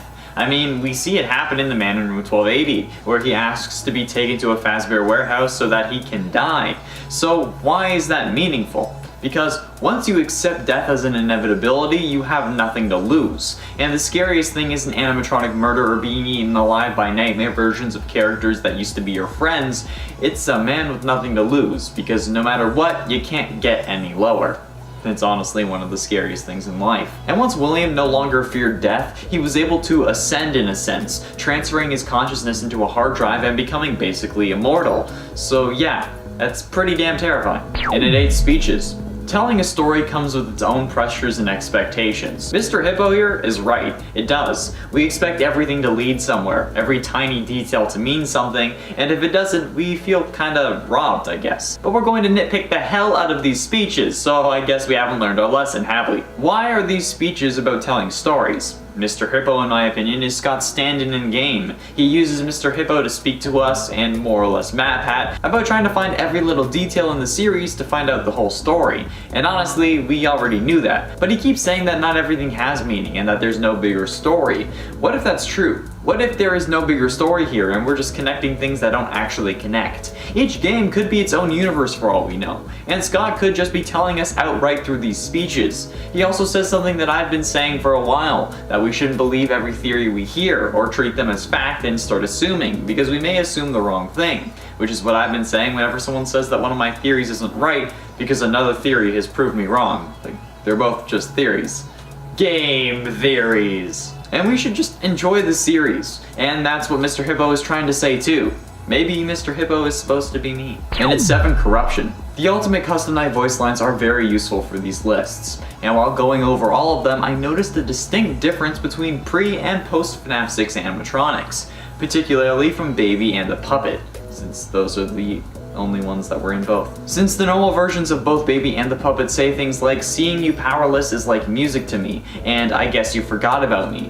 But as soon as we get to the FNAF 6 scrapped and trapped versions, we get things that are much darker, with lines like, "Time for your controlled shock," and "Let's see how many pieces I can cut you into from Scrap Baby," and "I've been looking for you, and now I will never let you go," along with "It will all be over soon" from Lefty, which is Charlotte's voice, but softer, calmer, and whispering, which makes it hella creepy. Considering how even though these kids are dead, they're still relatively positive about William's undoing, so much so that they can stay relatively positive and upbeat. But once he's escaped so many times, they finally break and start losing their optimism, resulting in darker views and more aggressive death lines, which is honestly one of the darker things in the series to me. These kids get corrupted even after being optimistic after their death, which is horrifying to see.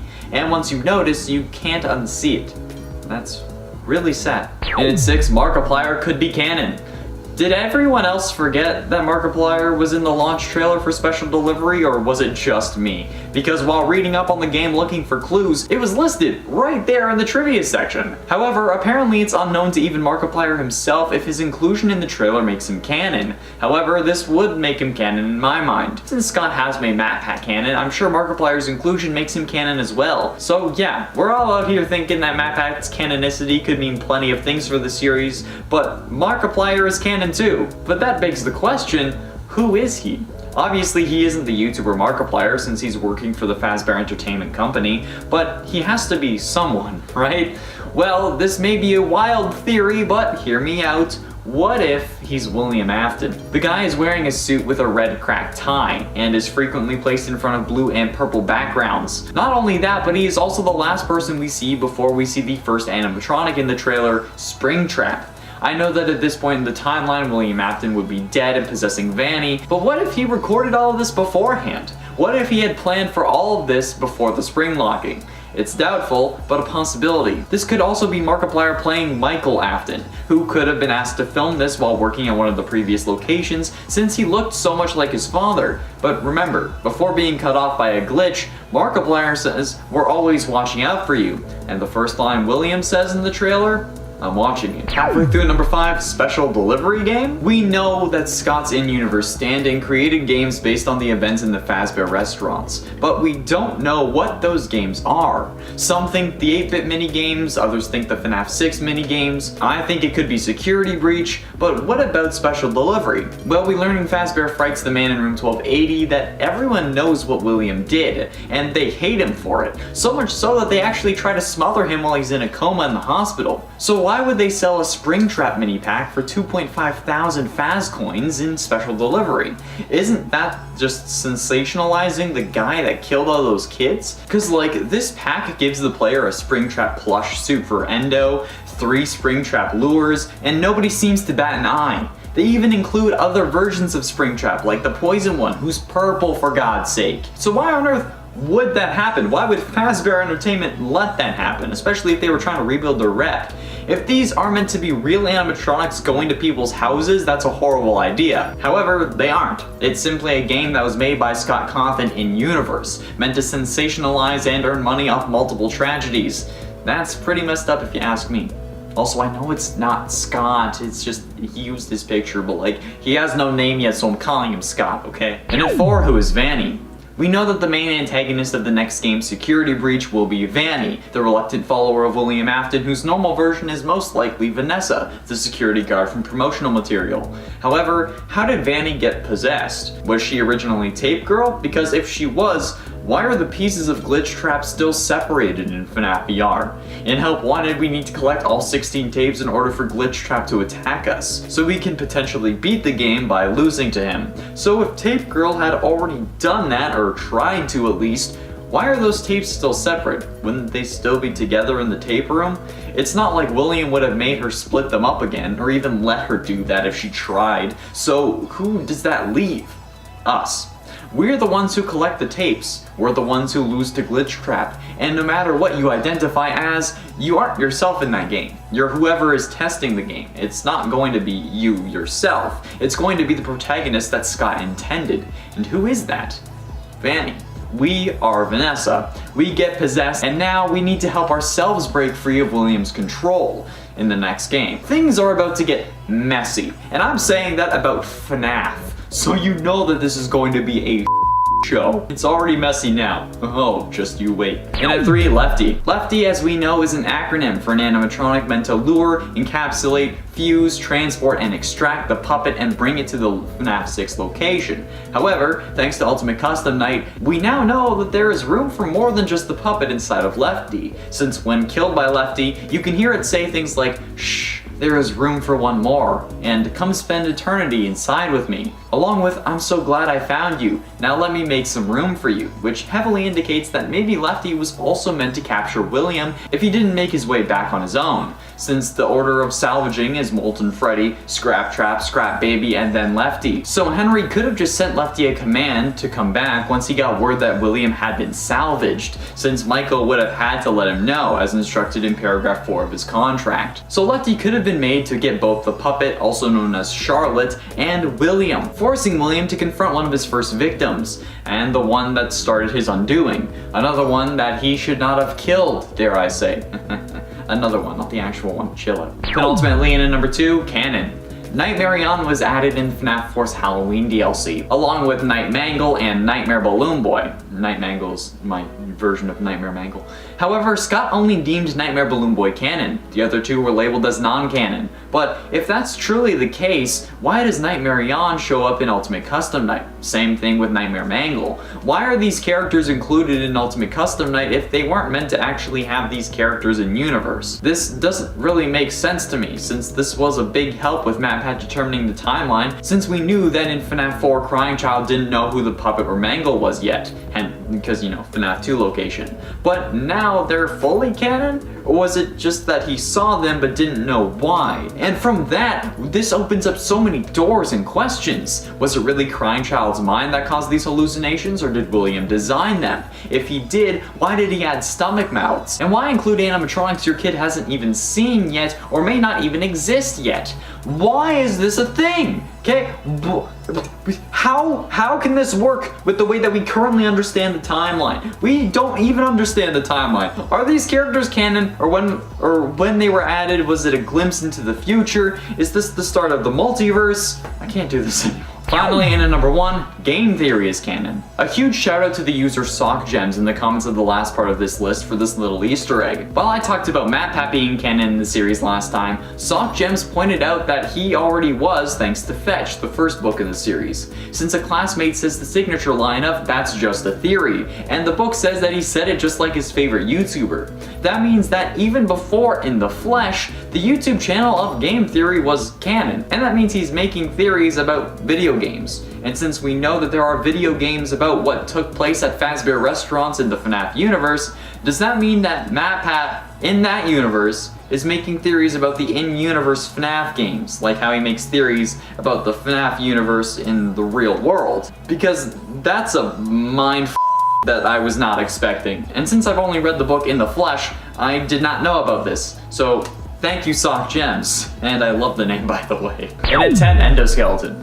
The excuse we get in the original FNAF game as to why the animatronics are attacking us is because we look like a naked endoskeleton and they want to put us in a suit because it's against company policy. First of all, why would you program animatronics in a pizzeria to try and enforce company policy, especially at night? And why would they directly come after us if that's the excuse? Like, why would they come all the way to the security room? But the main issue is, why aren't they attacking the naked endoskeleton, sometimes visible in the storage room? Bonnie will sometimes even go into the storeroom while the endoskeleton is in there, but nothing. Why is it that it will attack us, but not it? It's also violating company policy, isn't it?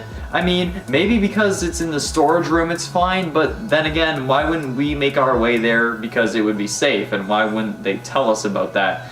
The explanation we came up with is because we look like William Afton since we think we play as Michael. But if we go off my theory that we play as Henry since Michael may not have been old enough, that doesn't make sense. Plus, even if it's because we look like William, that doesn't explain. And at number 9, why Phone Guy? If the animatronics are really after us because we look like the man who killed them, why do they attack Phone Guy? And why do they kill him on night 4? This is what originally made us think that Purple Guy was the Phone Guy, since this seems to mimic what we see in the FNAF 3 minigames where we see William get spring-locked. But Scott confirmed that that wasn't true in the Ultimate Custom Night April Fool's update, so why did they attack Phone Guy? Is Phone Guy actually Michael Afton and he doesn't actually die? Or do the animatronics get some form of code update before we become the night guard so they aren't attacking because we look like an endoskeleton in an effort to avoid what happened to Phone Guy happening again? Because a lot of good that did.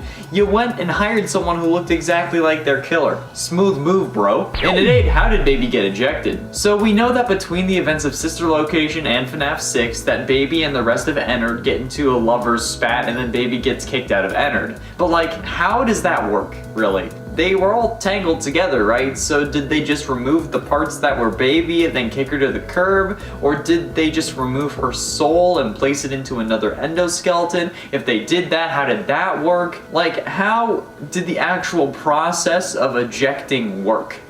It's really confusing to me because she ends up getting a whole new body and Molten Freddy is left as basically a puddle of parts, but then he grabs a Freddy face and calls it okay. Like, what the hell happened for that to work? It's so confusing and it's unexplained, it's mysterious. I know that they had a fight and I know that she got kicked out, but how did they actually physically remove her from the Ennard tribe, I guess? Scott, explain! What do you mean it's Arkansas? And at 7, Lorekeeper ending. I talked about the FNAF 2 minigames in another video or list, but what I'm really wondering now is about the FNAF 6 minigames, Fruity Maze, Security Puppet, and Midnight Motorist. These games, while not a big part of the game, are required to be beaten for the Lorekeeper ending, meaning that they would have lore significance. I mean, they obviously do, because we learn a lot from them, but how and why are these secrets hidden inside?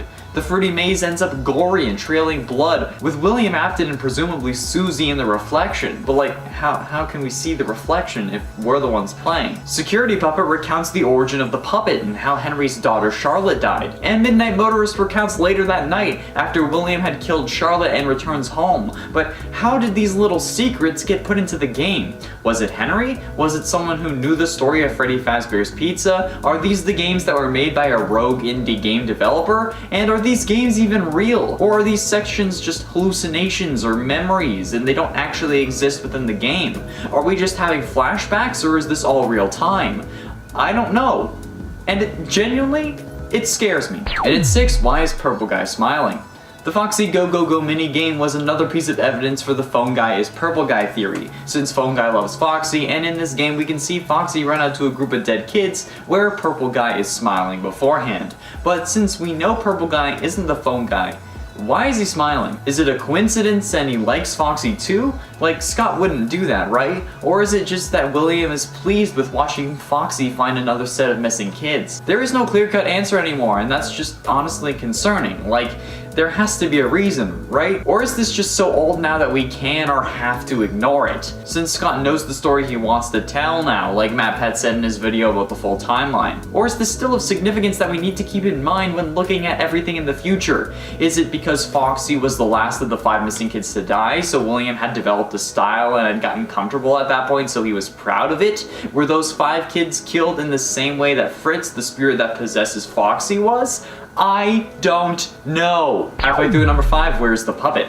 The animatronic known as Lefty was designed as a mechanism to capture the puppet, and does so prior to its appearance in FNAF 6. However, when Lefty jump scares you in both FNAF 6 and Ultimate Custom Night, we can't seem to see the rest of the puppet inside Lefty other than the arms. Realistically, the puppet's face should be in Lefty's head, but it's not. In fact, Lefty has something blocking the bottom of its head, like, you know, the rest of its skull, making it separate and a sealed piece. So, what the hell? Where did the rest of the puppet go? Is it inside the body compressed? Because the proportions, if it's not compressed, are all wrong, unless it got damaged in the FNAF 3 fire, which caused it to shrivel, since we know that the puppet was there. Which would have been a terrifying animatronic, so it sucks that we didn't get to see that. But still, I doubt Henry would have let his daughter's vessel get compressed inside of Lefty. So what the hell is going on here, and where's the rest of the puppet? And then 4, what brought him back? We all know that William makes his way to the FNAF 6 location first out of all the animatronics, but how? It's not like he got an email saying, "Hey, my old pal William, how about you come to this new Fazbear location that your kid opened? It's gonna have plenty of potential victims." And he didn't get a flyer sent to him, so how was he called back to this location? How were any of them called back, really? I know that he could have brought Lefty back because he had programmed her, but what made William, Molten Freddy, and Baby come back? Was it similar to the green bracelet for the puppet? Or was it playing those sounds like in FNAF 3 or in the vents in this game? How close did they have to be for them to hear it? Is it some sort of circuit thing that he could activate inside the animatronics with a remote? We don't know, and I really want to. Getting close to the end in number 3, investigation. I talked about the police and how nobody seemed to bat an eye in a previous part, but I want to be more specific and find the real reason the police didn't investigate more. We know they did investigate thanks to the phone guy calls and Juniors from Midnight Motorist, but why didn't they investigate the smelly, oozing animatronics? The bodies were in there and they would know to investigate, especially when the place got shut down because the animatronics started oozing and leaking mucus and blood. Blood! How do you not look into that? Are you telling me there wasn't one single cop who didn't find that suspicious? There is no way the cops would have put 5 missing children's cases to bed that quickly. Yeah, the first 48 hours of a murder investigation are the most crucial, same thing with missing persons, but they don't usually give up after those 2 days. It's so weird and it makes me think that William had to have someone in his pocket. That's the only really questionable thing that I'm really stuck on. Like, why didn't they check the bloody suits? It makes 0 sense from any perspective. And at 2, in-universe games. Thanks to Help Wanted, we learned about a series of games that were made by an in-universe version of Scott Cawthon.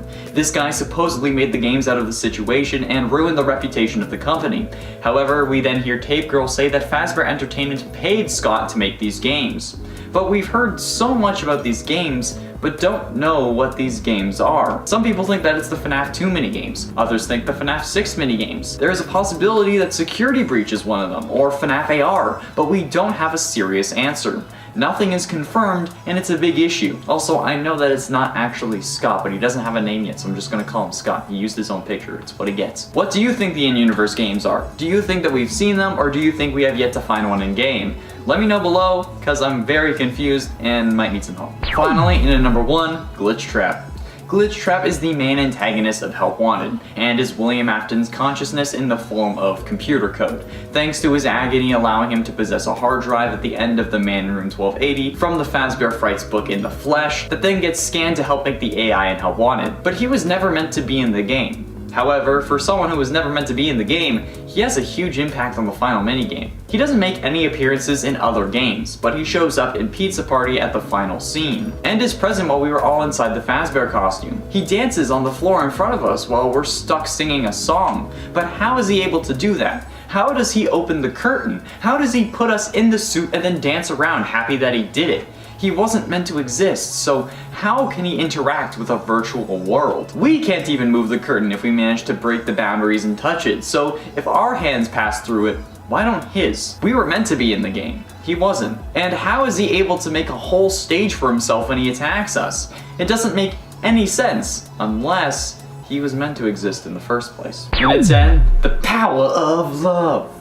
The immense agony generated when you hear me sing. The immense agony generated when you get killed is the fuel behind how possession works in the FNAF universe. This makes you think, if agony is the most powerful emotion in this world, what do the other emotions do? Or rather, where are the other emotions ranked? If agony lets you possess animatronics among other things upon death, what would emotions like anger and love do? And what is the second most powerful emotion? How far does it radiate? Do all emotions just allow you to possess things? Just other emotions are less likely to do so? Like, how does it work? I want to shout out the YouTube user that left the comments on this video that brought this to my attention, but I can't find that comment for a second time. So, I don't know if it was deleted, but if this was you who left the comment on the previous Tiny Details video, thank you so much. These things are getting really hard because I'm running out of details and I'm relying so much more on the comments section. So if you have any tiny details I have yet to talk about, please, I cannot stress this enough, leave it below. It doesn't even have to be, it doesn't even have to have like bigger implications. Okay, just something that's small, just please. Thank you for your help. Minute 9, hiding place. Throughout Sister Location, we're constantly being talked to by Baby. At first, she wants to help us, at least it seems that way, and then we get scooped.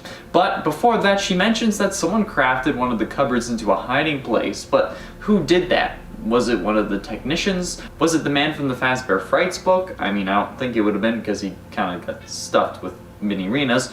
And I mean, the technicians are killed at the end of the game, but were they freshly filleted or were they there the whole time, only being revealed when a light was shining on them? Who knows, really? Maybe it was Baby who made that hole so we would trust her, or maybe it was William hiding from the wrath of his daughter. I mean, she had to be mad at him, right? Why else would she be haunting him in Ultimate Custom Night? Sure, he regrets what happened, but she surely blames him for the situation that she's kind of stuck in. She was clearly in agony since, you know, she possessed Baby, and William was 100% avoiding her. I mean, you don't just get shut in a room and not be avoiding your daughter, right? Parents know. And today's Shadow Animatronics. The Shadow Animatronics really don't have an explanation, even after all these years. We still just have a couple of ideas as to what these are. Some think that Crying Child is Shadow Freddy, others think that they're employees that ended up getting killed, either by the animatronics, William, or the Springlock suits. Since the two Shadow Animatronics are Freddy and Bonnie, who we know have Springlock variants in the games thanks to the phone guy dialogue. But where did these Shadow Animatronics come from and where did they go? Cotton Eye Joe. Did we release them? Are they still after us? Were they ever really hostile? The whole Shadow Animatronic situation was kind of forgotten over the years, and while it may not be an important detail, it's still something I'm curious about and I still want to answer. It's an Afton virus. We know that William is a virus at the moment. After dying in the man in room 1280, he possesses a hard drive that gets scanned into FNAF VR Help Wanted. We also know the virus gets uploaded to special delivery thanks to the special delivery emails and the aggressive nature of what was supposed to be nice animatronics. However, why did the virus get uploaded? Who uploaded it? Well, thanks to the emails we aren't supposed to see, we learned that Vanny, the antagonist of the upcoming Security Breach game, is the one who's uploaded the virus, and I mean it makes sense. She's a follower of Afton, even if it's reluctant. However, with the various versions of Springtrap in the game, could this virus be to blame for them? Especially Toxic Springtrap, who is the signature purple of the infamous purple guy who occupies the suit. Was Toxic Springtrap the original attempt to escape the video game world? I mean, the AR game is the closest we've gotten to having FNAF animatronics in real life, and Scott isn't one to be afraid of being meta. I mean, he was the final boss of FNAF World after all. So could William's real plan to be to escape into our world? And would that tie in with the new Joy of Creation Ignited collection that Scott is helping to fund? Since in that game you play as Scott Cawthon, and the animatronics are coming after you in the real world. I don't know, it seems possible. And at 6, Ballora glasses. In the Fazbear Fright story of Room for One More, we see a girl steal a pair of glasses that show her a dancing Ballora when she puts them on. It starts off sweet, but as we know, these animatronics don't mess around.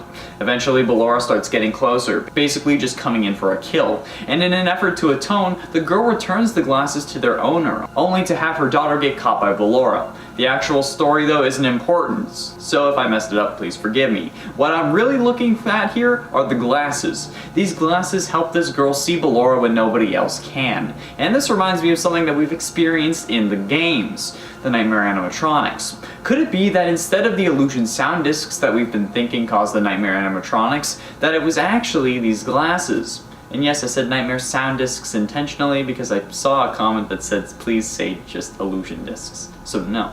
Illusion sound discs. You can't tell me what to do. Scott himself said that these stories would help us solve things from the games. So what if Crying Child was wearing these glasses and that's how he saw the nightmares? It would explain why he wouldn't call for help because he knew that nobody else could see them. And I doubt that they would have put on the glasses if he had asked. Plus, it would also explain why Michael knows what the Nightmare animatronics look like as an alternate explanation to my he's a robot crying child theory, which I'm sure plenty of you want at this point. Halfway through and in number 5, Disassembled. In FNAF 1, we only had 5 animatronics to worry about, and no convoluted story. Freddy, Bonnie, Chica, Foxy, and Golden Freddy was our cast of characters, compared to the over 50 that appear in Ultimate Custom Night. However, even out of all 50 plus, Golden Freddy is still the most interesting and mysterious. In the first game, he had no endoskeleton. He seemed to just be a floppy suit with 2 glowing eyes that somehow was able to teleport through walls, and some believed to be able to cause hallucinations like the infamous "It's Me" text and "Eyeless Bonnie," along with changing posters on the wall and generating news articles that show us more lore. But how? And why? Why is he so limp? The amount of jokes I could make for that. Is his endoskeleton the one in the storage room? And why was it removed in the first place? Was it for cleaning or something? Because let's be honest, if the animatronics are leaking mucus and blood and smell like death and don't get washed, I doubt that they'll be cleaning Golden Freddy. Something that's because he caused the bite of 87, but there is evidence for other characters as well, and nothing has been confirmed. So, why? And at 4, Glitch.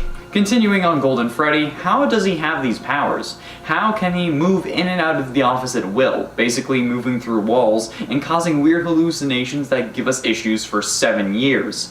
Yet we still don't know how it's possible. This should, in reality, be incredibly hard to do, if not impossible, because even in the FNAF world, this kind of thing is hard. Is this what the other emotions can do, or is this agony stretching so far that they can move through solid objects and hide from our vision? Why have we not tried to figure this out? We kind of just accepted that he can do this, and then we moved on. Like, what the actual hell is this little freaking goddamn golden bear? Is he a bear? Yeah, he's a bear. Like, he can just come in and out whenever he wants, crash us to the desktop, and then laugh as we have to reboot it like he just loaded Skyrim for the 40,000th time without mods.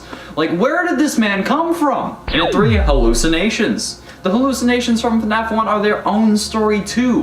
Where did they come from? Is it Golden Freddy? If it is, why do we need to see them, or why do we see them in the first place? Are they actual newspaper articles, or are we just fully hallucinating? Is this real life, or is this just a fantasy? Caught in a landslide, escape Golden Freddy. But seriously, why are we seeing these things other than it being important to the mystery of the game? Is there something more going on here that we haven't discovered yet? Is Golden Freddy the one changing these articles and posters, or are we somehow doing it ourselves? These hallucinations, or whatever they are, have some sort of explanation behind them. I just need to know what that explanation is. In a 2, Seen in the Shadows. During MatPat's Big FNAF livestream during the FNAF 4 days, he ended up getting clues from Scott Cawthon himself via the Scott Games or FNAF World website, I can't remember which one. One referencing Chica's beak, one talking about 4 games, 1 story, and then one saying, what is seen in shadows is often misunderstood in the mind of a child.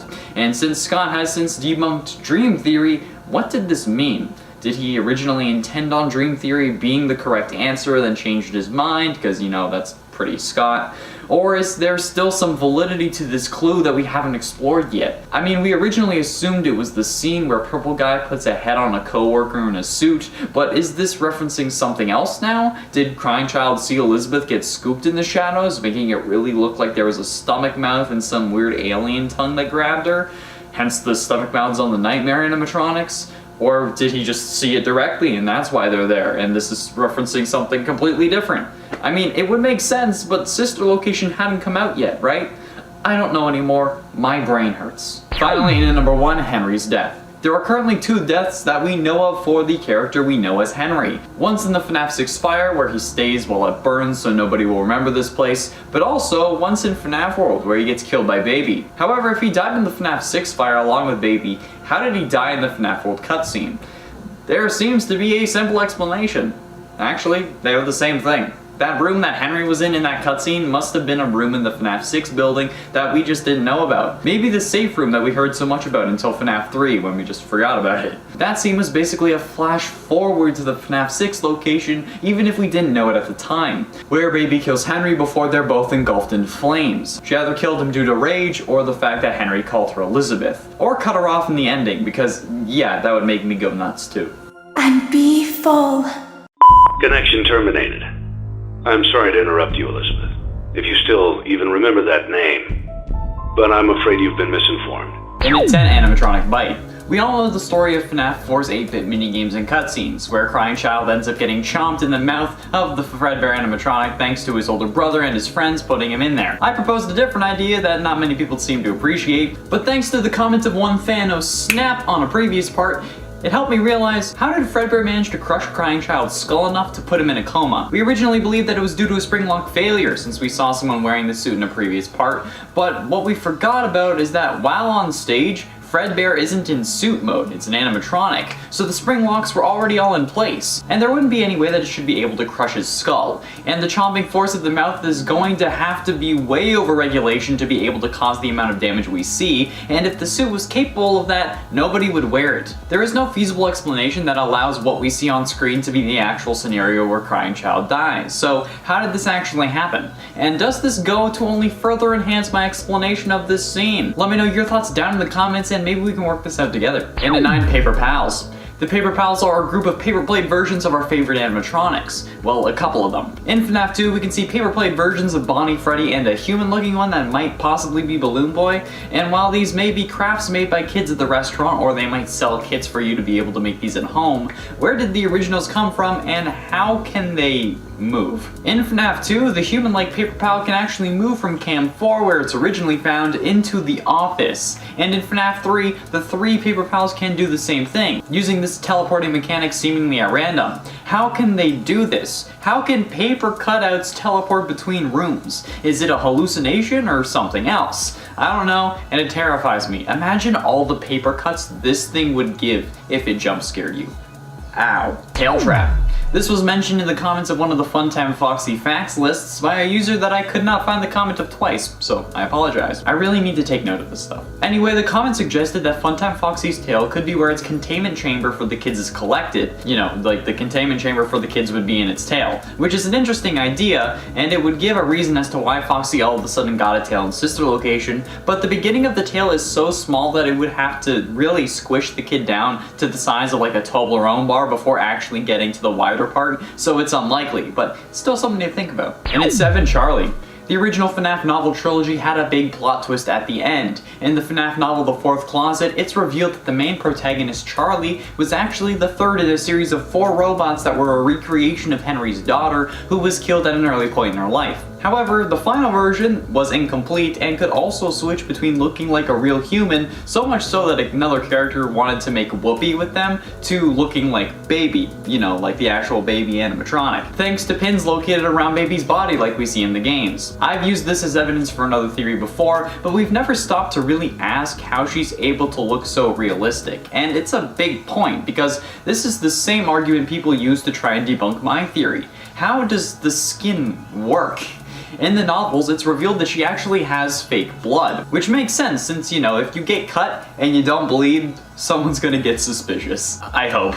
Which means the skin should be able to bruise. But where did this technology come from? It's so realistic, someone wants to see all of it, yet it's still fake. How is this possible? But more so, it also helps in my theory proving that my scenario is entirely plausible. I'm not moving from my stance that Michael Afton, or the Big Brother, in the games is a robot version of Crying Child created after Crying Child dies. In whatever happened, because obviously what we see isn't actually what happened. Because, like, there's no way Fredbear chopped it. In its sixth fourth child. A lot of people seem to fixate on Clara from Sister Location's Immortal and the Rest list for a proxy for Mrs. Afton, the mother of the Afton kids, since she talks to a vampire meant to represent William, whose name is Vlad.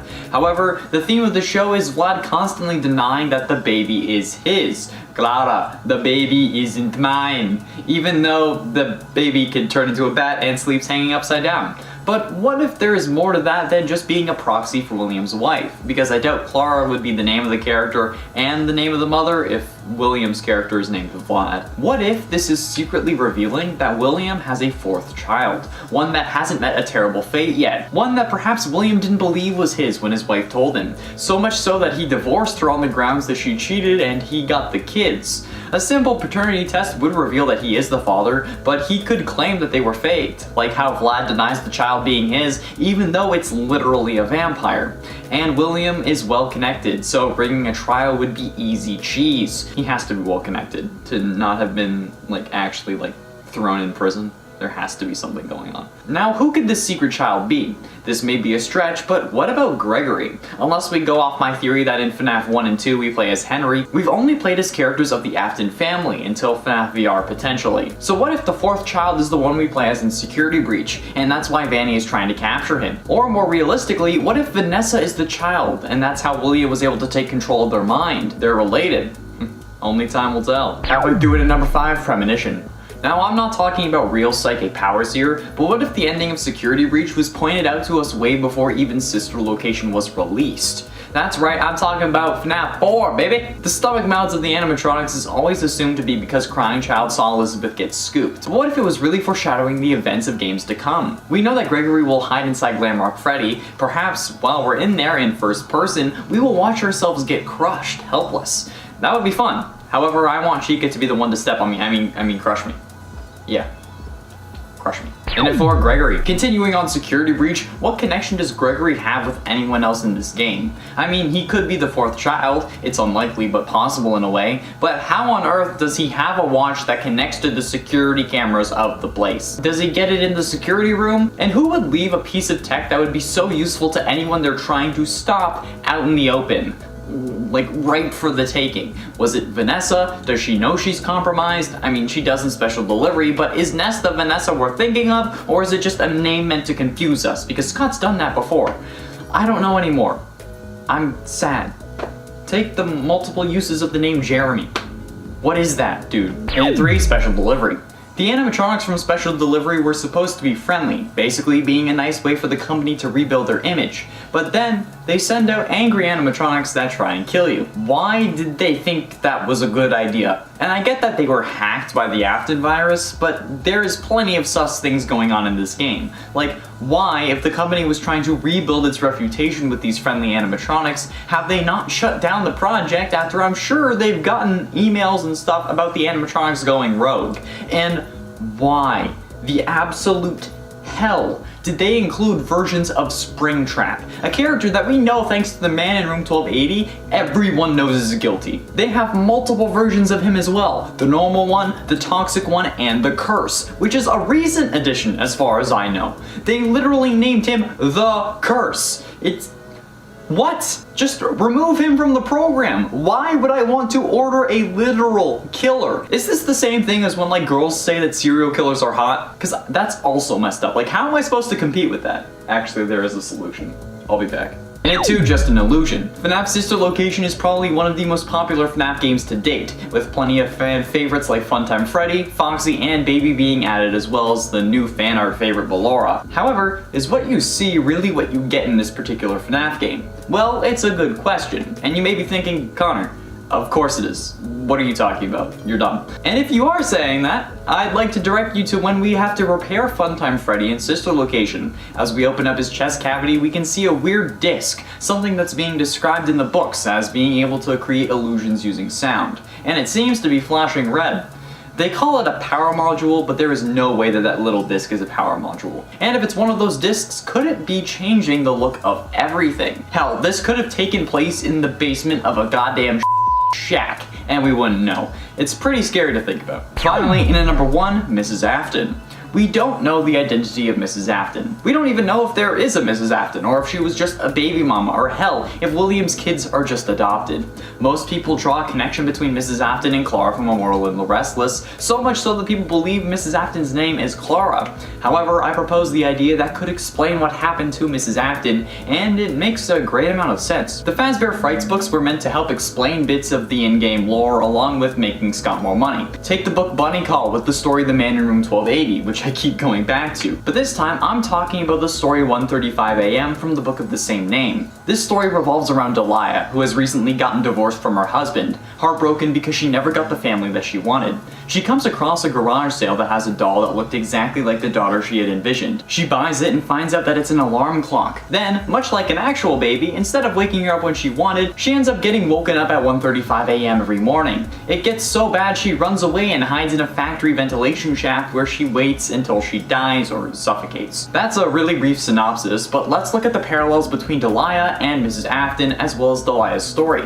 Delia's parents died when she was young, so she was put into the foster care system where she was bounced around from family to family, but also was continuously abused.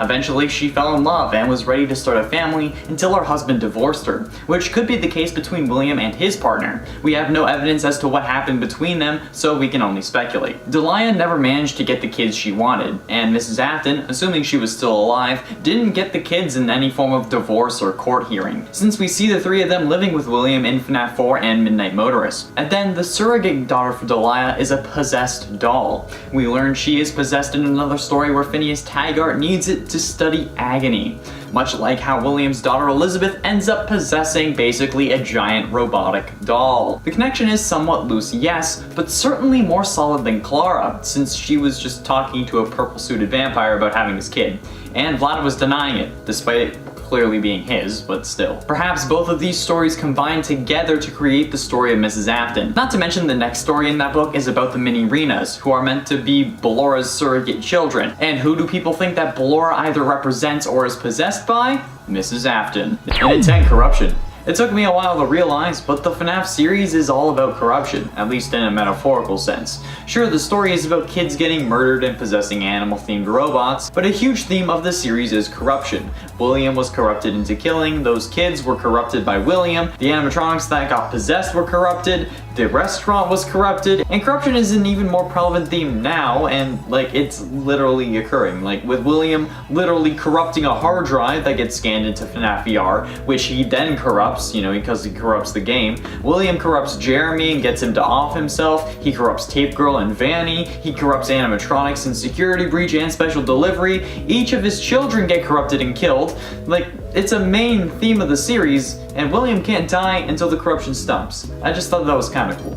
It's present literally everywhere. And at 9 Springlocks. A lot of people didn't understand what I was talking about when I was saying that Crown Child's death makes no sense, so I'm going in depth here so I can explain how the Springlock mechanics work in Universe and how this applies to Crying Child's death scene.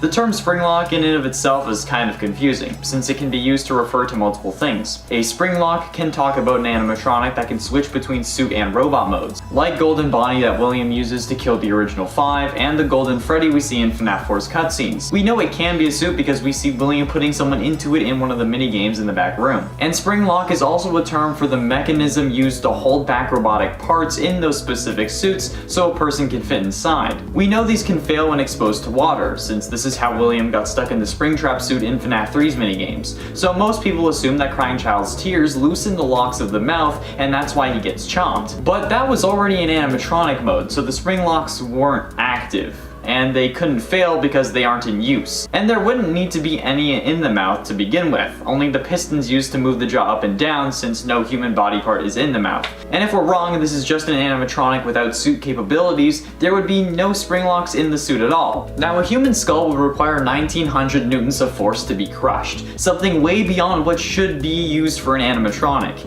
And even to fracture it, it would require around 1100 newtons, something that would require a piston that uses its own air air compressor, and you would need multiple of them. Since that's something we don't see on stage with Freddy, and it would be something that would be impossible to fit inside of him, because like air compressors are huge even with our current technology, that's why Crying Child's death scene is impossible. There is no physical way the animatronic could have crushed his skull, unless there's something going on that we don't know about, which is entirely possible, but highly unlikely. And it ate paper shadows. Shout out to YouTube user XXShadowFredbearXX-0- for pointing this one out to me, because it actually is really interesting and it's a detail I never noticed. If you have a small detail that I have yet to cover, please let me know in the comments. The comments are really helping me get through these videos, especially this one. So go shoot your shot, and if you do, you might just get a shout out if I use your point.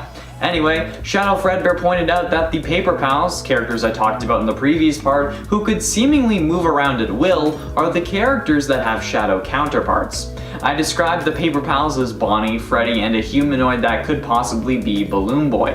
However, the human-like character who has a shadow counterpart is Dee Dee, someone based off the looks of Balloon Boy. The other animatronics, Bonnie and Freddy, each have shadow versions as well that were introduced in FNAF 2. What could this mean exactly? Unknown. I need to kind of work on it. This is something very interesting and I'd like to get to the bottom of it. And it's 7 time travel.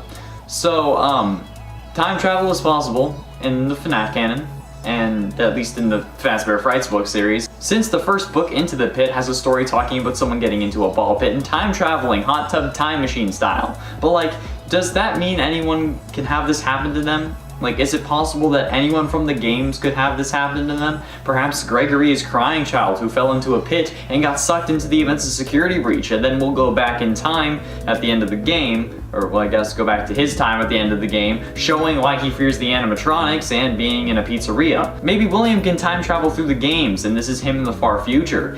There are so many possibilities. Like, maybe this is why the timeline doesn't make any sense, because someone keeps changing it. I solved FNAF! It has its own Barry Allen! And it's 6 upgrades.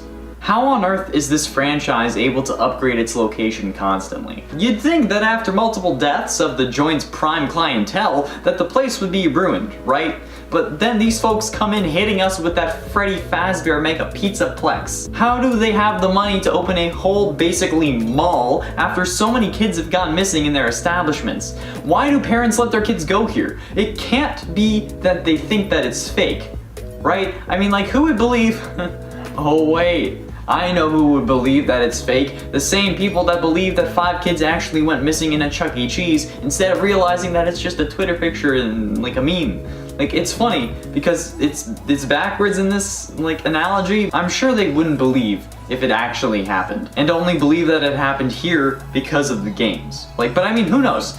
Clearly not them. It just doesn't make sense to me. How is this good publicity? Like, even if you go by any publicity as good publicity, this isn't it. It makes no sense, especially in this scenario. Halfway through into number 5, Purple Guy. The FNAF community was up in arms over the true Purple Guy debate after the release of Sister Location and the discovery of the ending. In this ending, we have an end cutscene of Michael walking around after being scooped by Ennard, but then also turning more and more purple as he walked down the street after multiple days, making us question if he was really the infamous Purple Guy. He isn't, since the Purple Guy isn't physically purple, but this begs the question, why was Michael purple? Most assume that he was in fact a decaying corpse that smells bad, hence the reason for being fired in the original games, but that never made sense to me, since in every form of media, decaying or decayed bodies that aren't supposed to look realistic are shown as green and not purple, because like that would make more sense, at least in my brain it does. However, do you know what is purple? Bruises. We know he isn't dead, so why would his body be rotting? Because it's not. It's being battered from the inside, causing extreme bruising, hence why everyone is scared. They don't understand why this dude is like literally purple, and it's because of all the bruises. And at 4, why Henry? In the original FNAF novel series, to my knowledge, the characters of William and Henry are introduced as business partners. William is the businessman who handles the financial and actual business side of the company, while Henry is the creative one who really works on the animatronics. This could be wrong, but this is how I've been explained and understand their roles. And the characters in the games at least have a similar role layout, with Henry making loads of new animatronics for FNAF 6. But we also know that William was the one who modified the animatronics, or corrupted them, see, full circle, and was the one who built the Sister Location animatronics and had a robot business called Afton Robotics. So my thought is, If William was already capable of creating these things and this entire company from scratch, since we know that Circus Baby's Pizza World opened after Freddy's, why did William involve Henry at all? Like, wouldn't it just be a liability? Having someone work so closely with the things you intend on using to kill with? Like, it seems stupid to me. Some say that a criminal career starts with too much caution or too much arrogance, but to me, this doesn't seem like either. Maybe too much arrogance, but he had already started killing at this point, so like, what the hell, dude? Was it to keep him close because you wanted to kill his daughter, or was his daughter actually yours? And 3 genes. Last people, a lot of people seem to be confused by the genetics of the Afton family, and I've talked about it before, but I'll go over it again for everyone that's new here. Also, hi, thanks for subscribing. We're almost at 500k, that's insane. With genetics, what you see is not all that you get. For example, my sister and I both have dark hair. However, when mine is shorter, and even more so when I was a kid, my hair was much redder than hers. Much redder than it is now, even.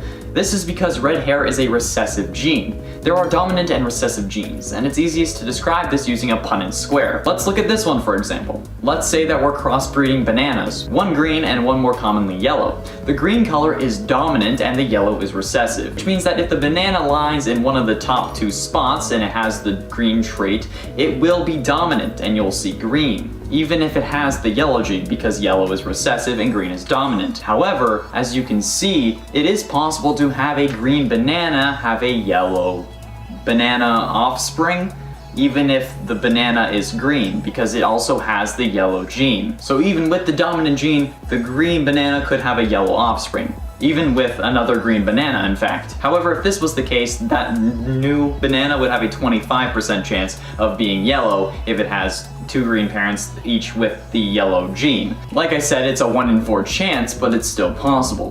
This is the case with Elizabeth, where a parent doesn't necessarily have to have the trait visually, but rather in their DNA. I'm not the best at explaining this, but you get the idea. However, Elizabeth isn't ginger, she's blonde, which I don't understand where you got that from. But blonde is also a recessive trait, so the same thing applies. And we haven't seen the mother, or even really William Afton, so she could be blonde. Maybe she also has blue eyes, which is dominant over green, but it's still possible if she has the green-eyed trait, and William does too.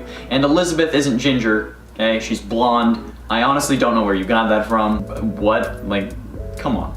Watch the cutscene. Penultimately, in at number 2, force a crowd. I proposed the idea last time that perhaps William and his wife, or baby mama, but most likely wife at this point, had 4 kids instead of the 3 we see on screen. This was mostly based off the Immortal and the Restless TV series from Sister Location, where a woman was telling a character meant to represent William that he had a son that clearly was his, but William was denying it, or I guess Vlad was denying it, proposing that maybe he thought she had cheated or didn't want the kid. And after discussing genetics and trying to explain to the people who didn't really understand, it just shows how likely the scenario is. If the babies came out blonde, William might have just thought that they weren't his. But I think later that William realized that the baby was his and wanted her back, or perhaps I'm wrong about the whole he denied it originally thing, and instead he wanted her all along. But it wasn't 100% with me yet, it was still just a theory. Until this comment from YouTube user Saber Sapphire on the last Tiny Details video. I think we can all agree that Ballora is an allegory for Mrs. Afton. She isn't possessed, because she would have had to be alive to run away with a child, but that after she left, William made this robot as a way to cope.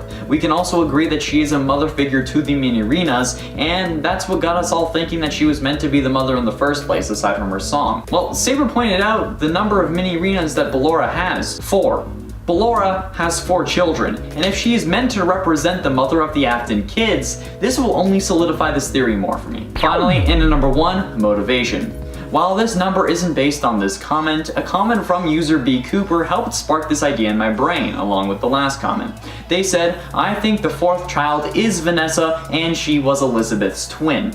If there is actually a 4th Afton kid, and if Vanessa is that kid, it would make sense for her to have been Elizabeth's twin. She's the proper age, and they both are blonde with green eyes. We don't have many other features for Elizabeth because, you know, she was an 8-bit, but with the information we have, it matches, and it matches well. It could also be potential motivation for William. Maybe that's why Susie was first, because she looked like maybe the mother perhaps, with blonde hair and blue eyes. Maybe William has green eyes, or like I explained in number 3, they both have the gene, even if it's not visible. This could also be the inspiration behind Baby's mechanics and why the fun times are meant to capture children, so he could use them to find his other daughter. Hence why he told Elizabeth specifically to stay away from Baby, because he had programmed Baby to look for and capture a child that looked exactly like her because they were twins. He never told Crying Child or Michael to stay away from them, right? At least from what we saw, because they weren't in danger. This could be it. I am 100% certain at this point that the Aftons have 4 kids and that the mother ran away with the 4th. This has to be what's going on, right? It has to be what's going to be revealed in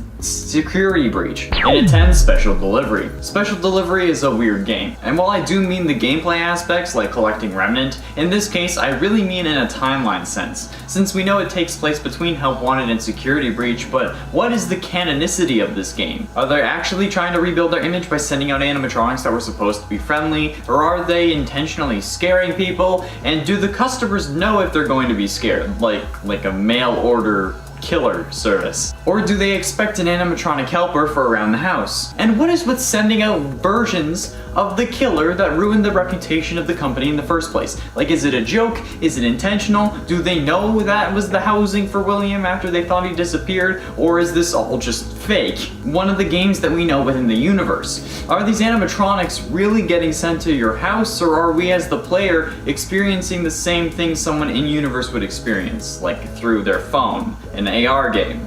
Like, what is actually going on in this game? In a 9, Hover Hands. I don't think I've mentioned this before in this series, but I noticed something that most people seem to ignore while discussing the ending to FNAF VR. Most people assume that we swapped places with Glitchtrap, that he takes over our body in the final fight. But if when you get onto the stage after he swaps, you can see your hands and headset are missing if you look back to the desk you were at. Your holographic hands are nowhere to be seen. Yes, your controllers are controlling the Glitchtrap suit hands, but if you're really swapped, you would see holographic hands at that spot, most likely waving and taking off the headset. So why aren't they there? Because we don't swap places with Glitchtrap, we merge with him. I think that this is fairly common knowledge by now, but when MatPat first released this video and said Glitchtrap escapes this game through us, nobody seemed to notice that, and he in fact didn't. So there you go. You should have heard it here first, but you weren't subscribed, so don't worry, it's okay. Speaking of that, if you're enjoying the video, why don't you hit that like button? It really helps us out and lets us know what you want to see more of, and while you're doing it, just click subscribe. We're so close to 500,000 subscribers, and we know you love FNAFs, so we're still making FNAF. In an 8 fanfiction. We know there are plenty of FNAF fanfictions, probably too many if I'm honest. The ones we've talked about here are creepypastas, but I guess in a way it's sort of theories. However, have we ever stopped to consider any in-universe FNAF fanfiction? Or, well, at least I guess Freddy Fazbear fanfiction? Whether it be about the games that are in-universe or the characters themselves. Believe it or not, there is in fact Chuck E. Cheese fanfiction, so it is possible. But what would these fanfictions be? What about this Silver Eyes or Fazbear Frights? The novel isn't fully connected to the games, only sharing some similar aspects and characters, right? That's what fanfiction is. And Scott wasn't the only one who wrote these books. He had help. The Silver Eyes was also written by Kiara Breed Risley as well. Hopefully I didn't butcher your name. If I did, I apologize. And Fazbear Frights had help from Ellie Cooper and Andrea Wagner. So technically, since they're not Scott Cawthon, it's just fanfiction that is considered canon. Huh. Gives you a lot to think about, huh? So go ahead, write your fan fiction. Just make sure that it isn't nasty. And don't ship dead kids with their killer or their dead sibling, okay? I can't believe that that's a thing. And it's 7, Glamrock Chica. While YouTuber Daka was doing a live stream for charity, when they would hit certain donation goals, they would unlock a new Security Breach teaser. One of the final ones was a picture of Glamrock Chica smashed in an alley or a junk lot of some kind, which first of all is very reminiscent of the scrapped animatronics from FNAF 6, but ignore that. There is one distinct detail that everyone noticed, but nobody seemed to really question further than why. And that detail being Chica is missing her beak. But not only did the same thing happen to Toy Chica in FNAF 2, but they also share the same body shape. Originally, Toy Chica lost her beak to make her scarier, and somehow Scott made it seem like it had bigger implications in the livestream from MatPat during the FNAF 4 days. Maybe it's because this was coming, or he wanted to make it seem bigger than it was. Or maybe Dream Theory was right for a time, but it isn't anymore. I don't know, I just figured it was an interesting detail that we should keep an eye on. Maybe how she loses her beak will be a big help in solving earlier problems. Or maybe there's something else in this image that I'm missing. I don't know. And at 6, symmetry. FNAF VR has some interesting story elements that I'd like to point out to you. This was the basis for a personal theory I had a long time ago where I thought that in FNAF VR, we played as a man named Gabriel who was playtesting the game, since at the end we ended up getting stuffed into Freddy.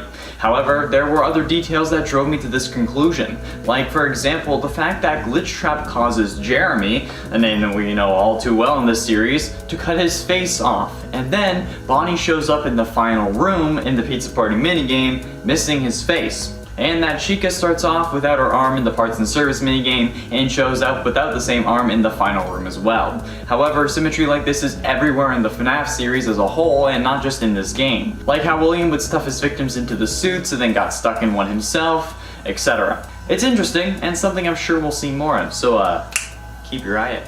Halfway through into number 5, history. Is FNAF history repeating itself? It's an interesting question that we should probably discuss since it seems like it might be. This idea started when I thought about how both dummy-thick versions of Chica lose their beaks, and it escalated from there. Because it seems like William is taking the lives of his original victims again, well at least by name. Granted, we don't know Tape Girl's name, and it could be Vanny, and we don't know who our character plays in we don't know who our character's name is in FNAF VR, and that could also be Vanny, but technically Vanessa, you know what I mean. Because as Glitchtrap, William has already taken the life of Jeremy, someone we know to be the one who possessed Bonnie based on the FNAF 3 ending, as well as the gravestone screen from FNAF 6. He made Jeremy cut his face off, like how Bonnie at the end of the Pizza Party minigame in the final room is missing his face. We don't know what became of Tape Girl, but she could very well be represented by Chica as well, someone we thought was okay, but then turned out to be incomplete, ergo the missing arm. Not in possession of all her marbles, should I say, as the final tape seems to indicate. It's interesting, and maybe Gregory in Security Breach will end up being the next crying child, but hopefully not Napkin Kid, because Christ, would that be annoying. In at 4, fake. Much like any YouTube video prank, what if everything in this world is fake? The story, the death, the in-universe minigames, the animatronics and special delivery, help wanted. What if it was all fake and just meant to be a massive marketing stunt that went entirely wrong? Or hell, maybe it went horribly right. If Freddy Fazbear's was dying, much like how Chuck E. Cheese was failing, could it possibly be that Fredbear's was too? And in an effort to keep the business alive, William and Henry created a marketing scheme that would get them some publicity and even bring in some more customers that were fans of horror. I mean, it would explain why William was never convicted and why the investigation was so flawed. They didn't actually check the suits because there was, in reality, no bodies inside them. They never leaked blood or mucus or smelled terrible. Why would anyone go if they did? Or stick around when they saw it, or hell, even smelt it? It also explains how, even through all this horror, they were able to expand, eventually opening an entire mall that they called a Pizzaplex. Oh man, am I onto something here? And at 3, Goa-verse. Unfortunately, in the FNAF canon, there are now multiple timelines and multiple dimensions thanks to the confirmation of the Fazbear Fanverse initiative. However, that basically means any fanfiction about FNAF is true in one form or another, and any theory about FNAF is correct in one universe, which unfortunately means that there is an entire canon version of the FNAF Gotcha fandom. Don't get me wrong, it's cringy and it really shouldn't exist, but technically it's canon in another Earth. I don't know what to do with this information. It just kind of makes me sad, honestly. And at 2, Oswald. It may have come across as a joke when I said it in the last part, and how I mentioned that FNAF has its own Barry Allen that's going around messing up the timeline. But you know what? It wasn't. Not anymore, at least. Scott has stated before that the Fazbear Frights books are meant to help us solve bits of confusion in the main FNAF canon, like how William was able to survive being springlocked and whatnot. But I believe that Scott has given us the biggest answer already in the very first story of the series. Into the Pit is the title of the first story and the first Fazbear Frights book, and is centered around Oswald, a kid who loves to draw but has recently been focusing on furry animals with robots inside. Eventually, he finds a ball pit that sends him through time into the past, where eventually he sees 6 murders and flees back to his time. but he does survive until the end of the story, which is kind of rare for these Fazbear Frights books. I think that it was on purpose. There are a lot of things that contradict themselves in this story, with statements from different characters changing the timeline and making it so damn difficult to navigate. Plus, now we have multiple dimensions to think about with the Fazbear Fanverse initiative and the book series worlds. But what if the reason the timeline is so clunky is because Oswald is changing it? There isn't much of a connection to the games for these first couple stories, but looking at it like this has it make a lot more sense and explains all the changes. It's like Flashpoint. Barry knew what was different because he was outside of the timeline change. We're outside this timeline too, and that's why we see the mistakes. This genuinely seems like the only explanation to me. I mean, I know it's highly unlikely, but I mean, what other explanation could there be? Finally, in at number 1, skins. FNAF AR doesn't only have a confusing story, it also has confusing mechanics. Like, for example, if everything is supposed to be real, where are all these skins coming from? And how is it possible? And to that, I think I have a solution. If these skins are meant to be real, because why wouldn't they be? If we can see them, they must be real, right? I think that there is a simple explanation that solves this issue that I've been having for a while. The illusion discs from the Twisted Ones novel that we also see in Sister Location. These, as we know, can easily manipulate the appearance of anything nearby, at least in the minds of individuals close enough to the discs themselves. And this is the most likely scenario to explain how we can change the skins of these animatronics basically at will. It just sets the disc to emit the proper sound, or however it changes the looks of these things. Right frequency, I guess? Which is honestly kinda cool. It would also be cool if we had this in real life so I could change my appearance whenever I wanted, but like just my clothing. You don't want to get rid of the moneymaker right here. Imagine just like changing skins at will like you can in Minecraft or Fortnite. Like, it would be fun, but like it would just be clothes. So you can just be like, haha, I'm wearing a banana. Haha, I'm a burrito. Haha, I'm a glizzy gobbler. And at 10, grandfather clock. One of the biggest pieces of evidence for dream theory was the grandfather clock sound at the end of your shifts in FNAF 1, 2, and 3. Since why would you hear a grandfather clock in an office? Which makes sense, but thanks to Nightmare Freddy's April Fool's Day mechanics, we know that dream theory is false. So why are we hearing a grandfather clock? I mean, there very well could be one in the office, but like, I mean, like, it's not impossible, it's just highly unlikely. But it could also just be that we change the alarm tone on our phone, and we have an alarm set for 6 AM, so we know the minute that we can get off the job. I can understand that, especially given the horrific environment this job places us in. And no, I'm not talking about the internet, I'm talking about the job in-game, although it does work for both of us. And at 9, Bonnie goes missing. Aside from being a great name for a children's book, I'm claiming privileges, Scott, that doesn't really help the fact that after Sister Location, Bonnie just kind of vanished, not including FNAF VR, AR, or Ultimate Custom Night. Ultimate Custom Night since it's a dream, FNAF VR because it's just all the games, and AR since it's not really a game, it's a service, at least in universe. And Bonnie isn't in the main lineup for Security Breach, and instead has a bowling alley with no known appearances otherwise. So, what happened? When Chica was left out of Sister Location, we got Chica's Party World as an excuse, but does Bonnie have the same sort of thing going? Did they swap between the events of Sister Location and Security Breach?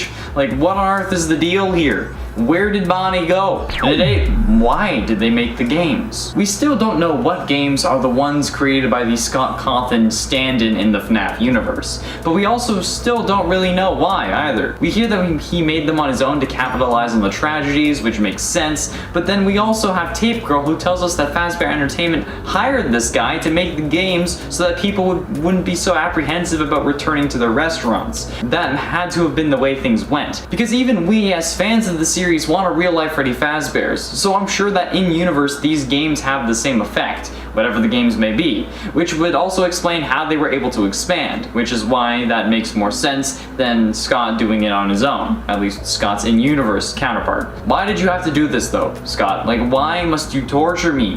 I mean, it's incredible, and it's great storytelling, but why? And it's 7 layout. Thank you to YouTube user Octoling for the comments on part 9 pointing this one out. In their comment, they pointed out that FNAF 4 and FNAF 2 have very similar layouts, with 2 entrances on the left and right, with a big one in the center. These being the 2 side vents in FNAF 2, and the doors to the hallways in FNAF 4, and the big door in FNAF 2 being the big closet in FNAF 4. Now, if this is because the base coding is the same, at least for the office section, or if it's for another reason is unknown, but it's a tiny detail that you don't really think about. So, belongs on this list. Does it have bigger lore implications? Maybe, but unlikely. I genuinely think that it's because the code is so similar that he might have just copied and pasted with different textures, and instead of lights that we can activate, we end up running to the doors. But either way, it's something to chew on. And it's 6 eyes. We all know that Freddy starts moving closer to the end of the original game, and as I've said before, he wasn't really originally meant to move.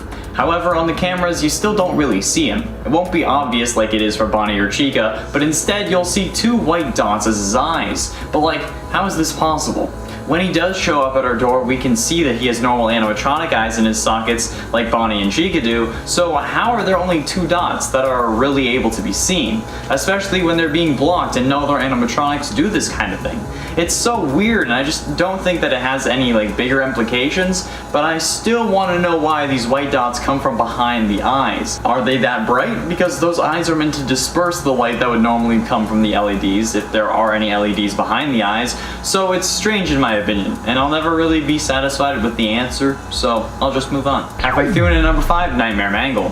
From what I understand with the Nightmare animatronics, a few got added in a Halloween DLC, but only Nightmare Balloon Boy was canon. I may be wrong about this, and it has been a while since I saw that, but to my understanding, Nightmare Mangle was not canon. We determined this had to be because Crying Child hadn't seen Puppet or Mangle yet, but had seen Balloon Boy.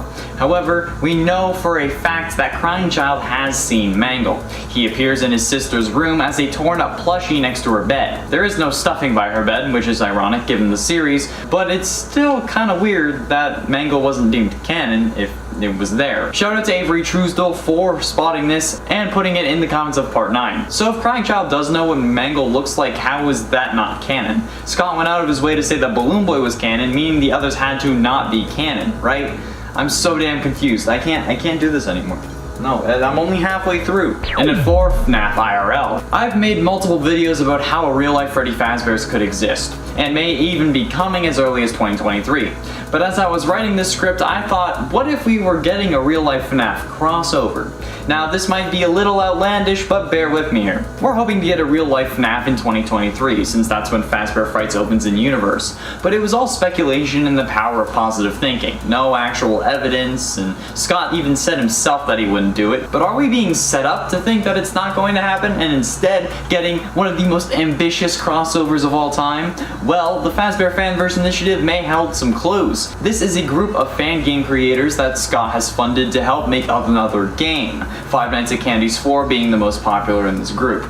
But this collection of fan games also contains a new version of the Joy of Creation, the Ignited Collection, where if you're not familiar, you play as Scott Cawthon himself being chased by ignited versions of the original animatronics, basically more withered versions. And since the FNAF Multiverse is now a thing thanks to these games and the books, could Scott make this into one of those universes and use that game as a bridge between worlds? It would kind of make sense, but it would also be absolutely terrifying. And at 3, Chris Afton.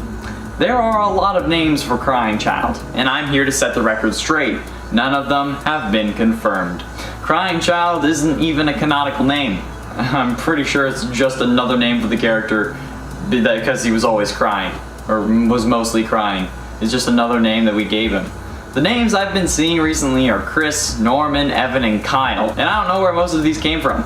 Evan comes from the security logbook, and most people seem to think that this is canon, but it's not. They've also had to really struggle to get the N as far as I could tell, so if you want to believe that, currently their name is Eve. Chris is random, and I'm pretty sure came from a FNAF-themed music video. Same thing with that car accident that apparently killed the mother. They're not actually canon. Norman isn't anywhere to be found either, and the same thing with Kyle, because I made that one up. But I'm certain that there will be at least one person who, when I said that, yelled, "Finally!" or something along those lines. Crying Child does not have a name. It's not a tiny detail, but it's something that a lot of people don't really think about. So if you have a detail but put it in the comments with a name that isn't confirmed, it could be about anyone, so I really tend to scroll past those, but I had to set the record straight, okay? No canon name for Crying Child. If you want to call him whatever, it's fine, but don't use it as evidence or say that it's confirmed or canon, because it's not. not. However, if they have solidly found evidence for all of the letters of Evan, please send the link to me on Instagram so I can like start looking around, like so I can actually see that. But until that point, it's not confirmed. It's even not confirmed after I see it. It's not like I'm the one confirming it, but you know what I mean. Into 2, passive mode. Shout out to Robert Vasvensky for posting this in the comments of part 9 as well. This really helped me. Why is it that out of the 2 shadow animatronics in FNAF 2, there's one that's passive and one that's aggressive? And why is Vanny the aggressive one?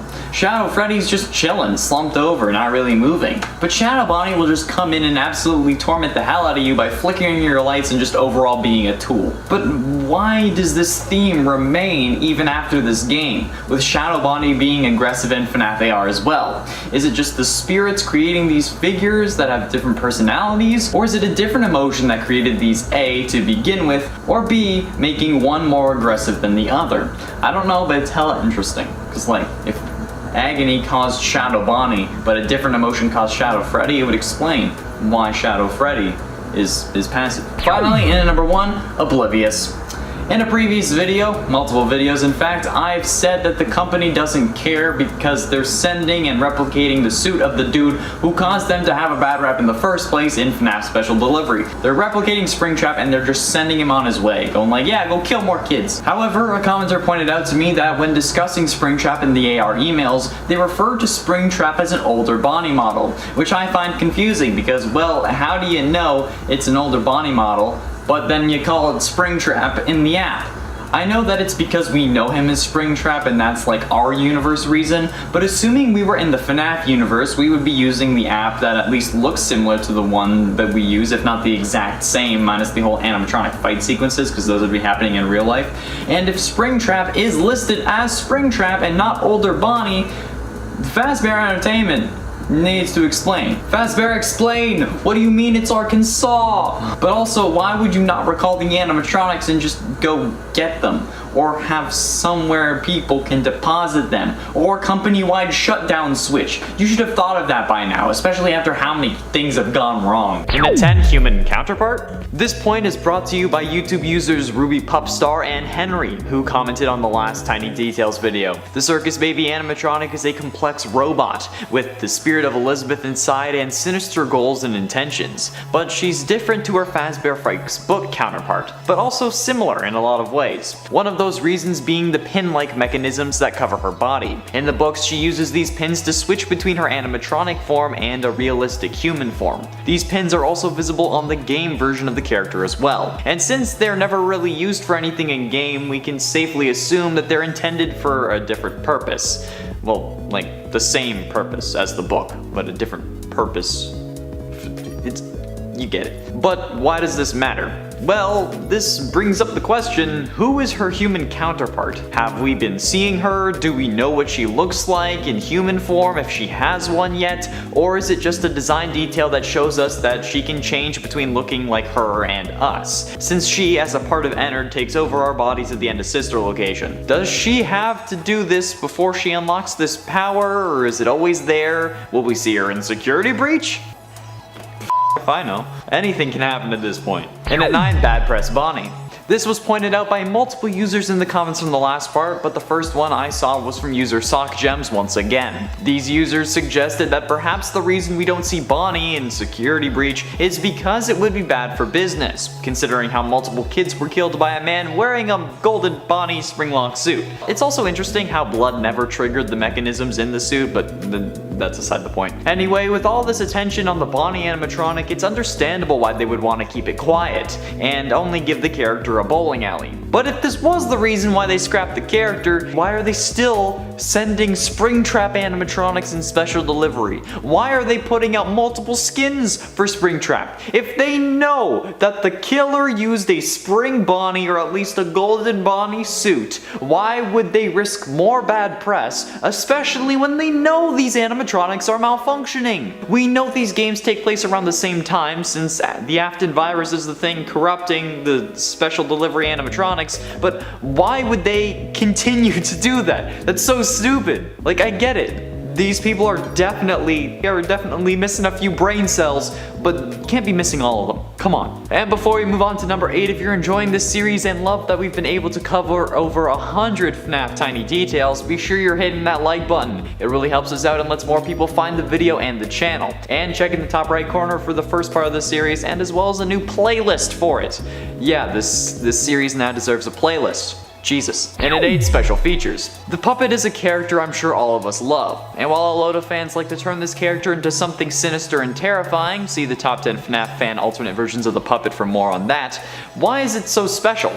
According to Ultimate Custom Night Deathlines, Chica was the first of the victims, meaning that she would have to be the special one, right? At least the first of the missing children. But why is it that the puppet is the one that's able to give gifts and give life in the FNAF 2 minigame? It awakens the animatronics, so what's the deal? Is it more emotion magic, since agony is the emotion that causes possession? Is it perhaps love that can bring those things to life? We know that Henry loved his daughter, trying so hard to set her free in FNAF 3 and 6, but he also tried to keep her safe above anyone else, as we see in the security puppet minigame, giving Charlotte a special green bracelet that the puppet used to track her. That's the only explanation I can think of that makes sense. Maybe the puppet can feel the overwhelming love from her family, and that's how she's able to do it.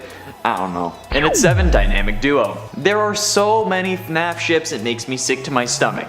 And while that also may be the fact that I've only eaten a Kit Kat today, I didn't think that FNAF ships would go this far. There are 2 animatronics notably missing from the security breach roster, Bonnie as previously mentioned, and Foxy, instead being replaced by Roxanne Wolf and Montgomery Gator. But thanks to Instagram user that Colby Flats who DM'd me and a YouTube user in the last part, they pointed out that Roxanne is actually a combination of Foxy and Bonnie, almost as if they had a child together. I know it would be impossible, considering how they're both robots and can't have a biological child, but the design of the character matches them both closely. Wolves aren't that different from foxes, being basically cousins, foxes diverting from the wolf lineage around 12 million years ago, and Roxy plays the guitar, and the guitar was reserved exclusively for Bonnie up until this point, excluding the mediocre melodies. It's weird, and I can't believe that Foxy and Bonnie have a daughter, at least technically speaking, but I shouldn't be surprised at this point. And it's 6, Scrabble.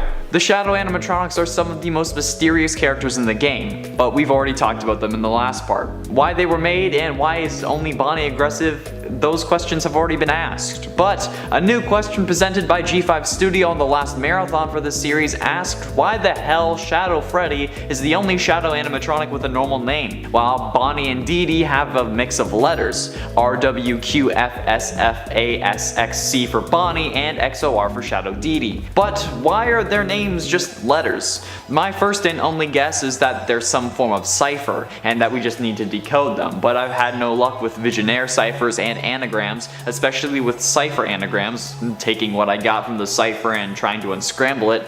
And it could also be that Scott just didn't name the animatronics and instead smashed his head on the keyboard from frustration and then just kept it. But Scott doesn't really do things like that, that's more of a me thing. And FNAF 2, where RWQFSFASXC was introduced, started to expand on the lore of the world, so it could be possible that there's something more there. Halfway through into number 5, Lost in Time. This is a bit of a wild idea, but with Afton being in a game, that game being FNAF VR, and now a virus, could he be immortal and timeless? And for those who are confused, let me try to explain. The internet has been around for ages now. Nobody born within the past 30 years has really grown up without the internet having at least some part in their lives. And viruses have also been around for ages. They've gotten a lot more complex and creative, but they've been around for a while. Could William be using this to access any point in time where the internet was still available, like Savitar from The Flash Season 3, who tried to shatter his existence throughout time? Could William have successfully done the same thing? Could he have actually used this virus on all other animatronics in the games, and that's why they attack us? I mean, this isn't really that far-fetched for a universe with possessed robots in agony and a time-traveling ball pit, so I'd buy it.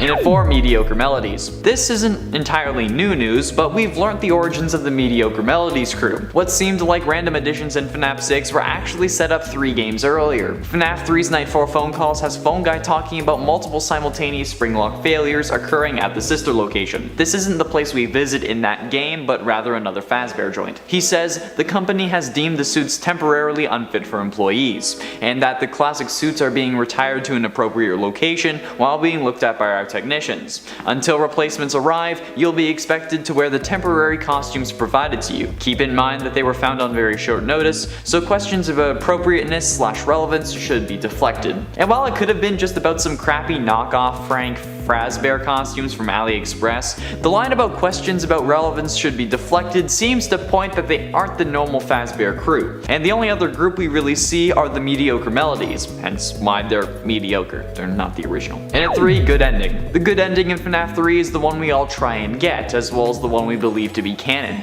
However, there are details that someone pointed out to me, like how Golden Freddy's head isn't there, but is present in the bad ending. I did know this, but had forgotten about it, deeming it inconsequential. But now we at least know why, because despite the Happiest Day minigame, we still didn't release their soul. They didn't want to go. They wanted to stay behind to torture William for as long as they can. We brushed this off at the beginning, but we know that now. And it's interesting though, since FNAF 3 was supposed to be the end of the series. So why, if this is meant to be the end, is the Golden Freddy animatronic not released in the good ending? When these were added, Scott didn't know everyone would hate the Springtrap jump scare, but he made Golden Freddy stay anyway. Why? I guess we'll never find out. And at 2, crash to desktop. I told you it would be in the next tiny details list. Golden Freddy is the most mysterious animatronic from FNAF 1, being able to move through closed doors while staying limp with no endoskeleton, and can even cause hallucinations like It's Me and Eyeless Bonnie, along with changing posters on the wall. I figured they can do this because of other emotions, but why do they crash us to the desktop when they jump scare us? It's a weird moment, especially the first time, but it's certainly going to crash you whenever you get killed by this freaky fiend. But this has bigger implications than we first thought, since now the series is about video games interacting with the real world, and even FNAF World had those elements, having to set up the clues to unlock the good ending in FNAF 3. But this is the first instance of FNAF interacting with reality, and it's our reality, not the in-game reality that we would assume. This also happens with Nightmare in FNAF 4. Is this symbolic of death? Like, if you die in the FNAF universe, do you get reborn in ours? And if that's the case, are we going to have to deal with a real William Afton sometime soon? Keep an eye on the news, and don't go to Chuck E. Cheese. Finally, in at number 1, preference. Sister Location was the first FNAF game to introduce entirely new animatronics with their own look, and the story is fantastic. But at the end of the game, we get a whole load of robotic parts shoved inside us without our consent, and then we start bruising from the inside until we vomit out the innards and go about our business. Like nothing happened for some reason. They needed a skin suit to blend into the real world and escape the facility, but why us? Sure, we may look like the only person in the place, but just before we get scooped, we see 2 technicians hanging on either side of our office. Why not just take one of them instead? Perhaps because they didn't trust Baby, or they knew how to fight back since, they're technicians, or maybe because they know Mike is also a robot, hence why Baby says he won't die after ejecting themselves from his body. He didn't have organic parts. His insides were an endoskeleton. That's right, I'm back on the train. It's happening. It's gonna be a thing. And at 10, pizza time. Pizza. Honestly, it's one of my favorite foods. I could eat pizza for lunch and dinner and be fine with it for the rest of my life. I actually honestly did that for my first year at college. God, I missed that meal plan.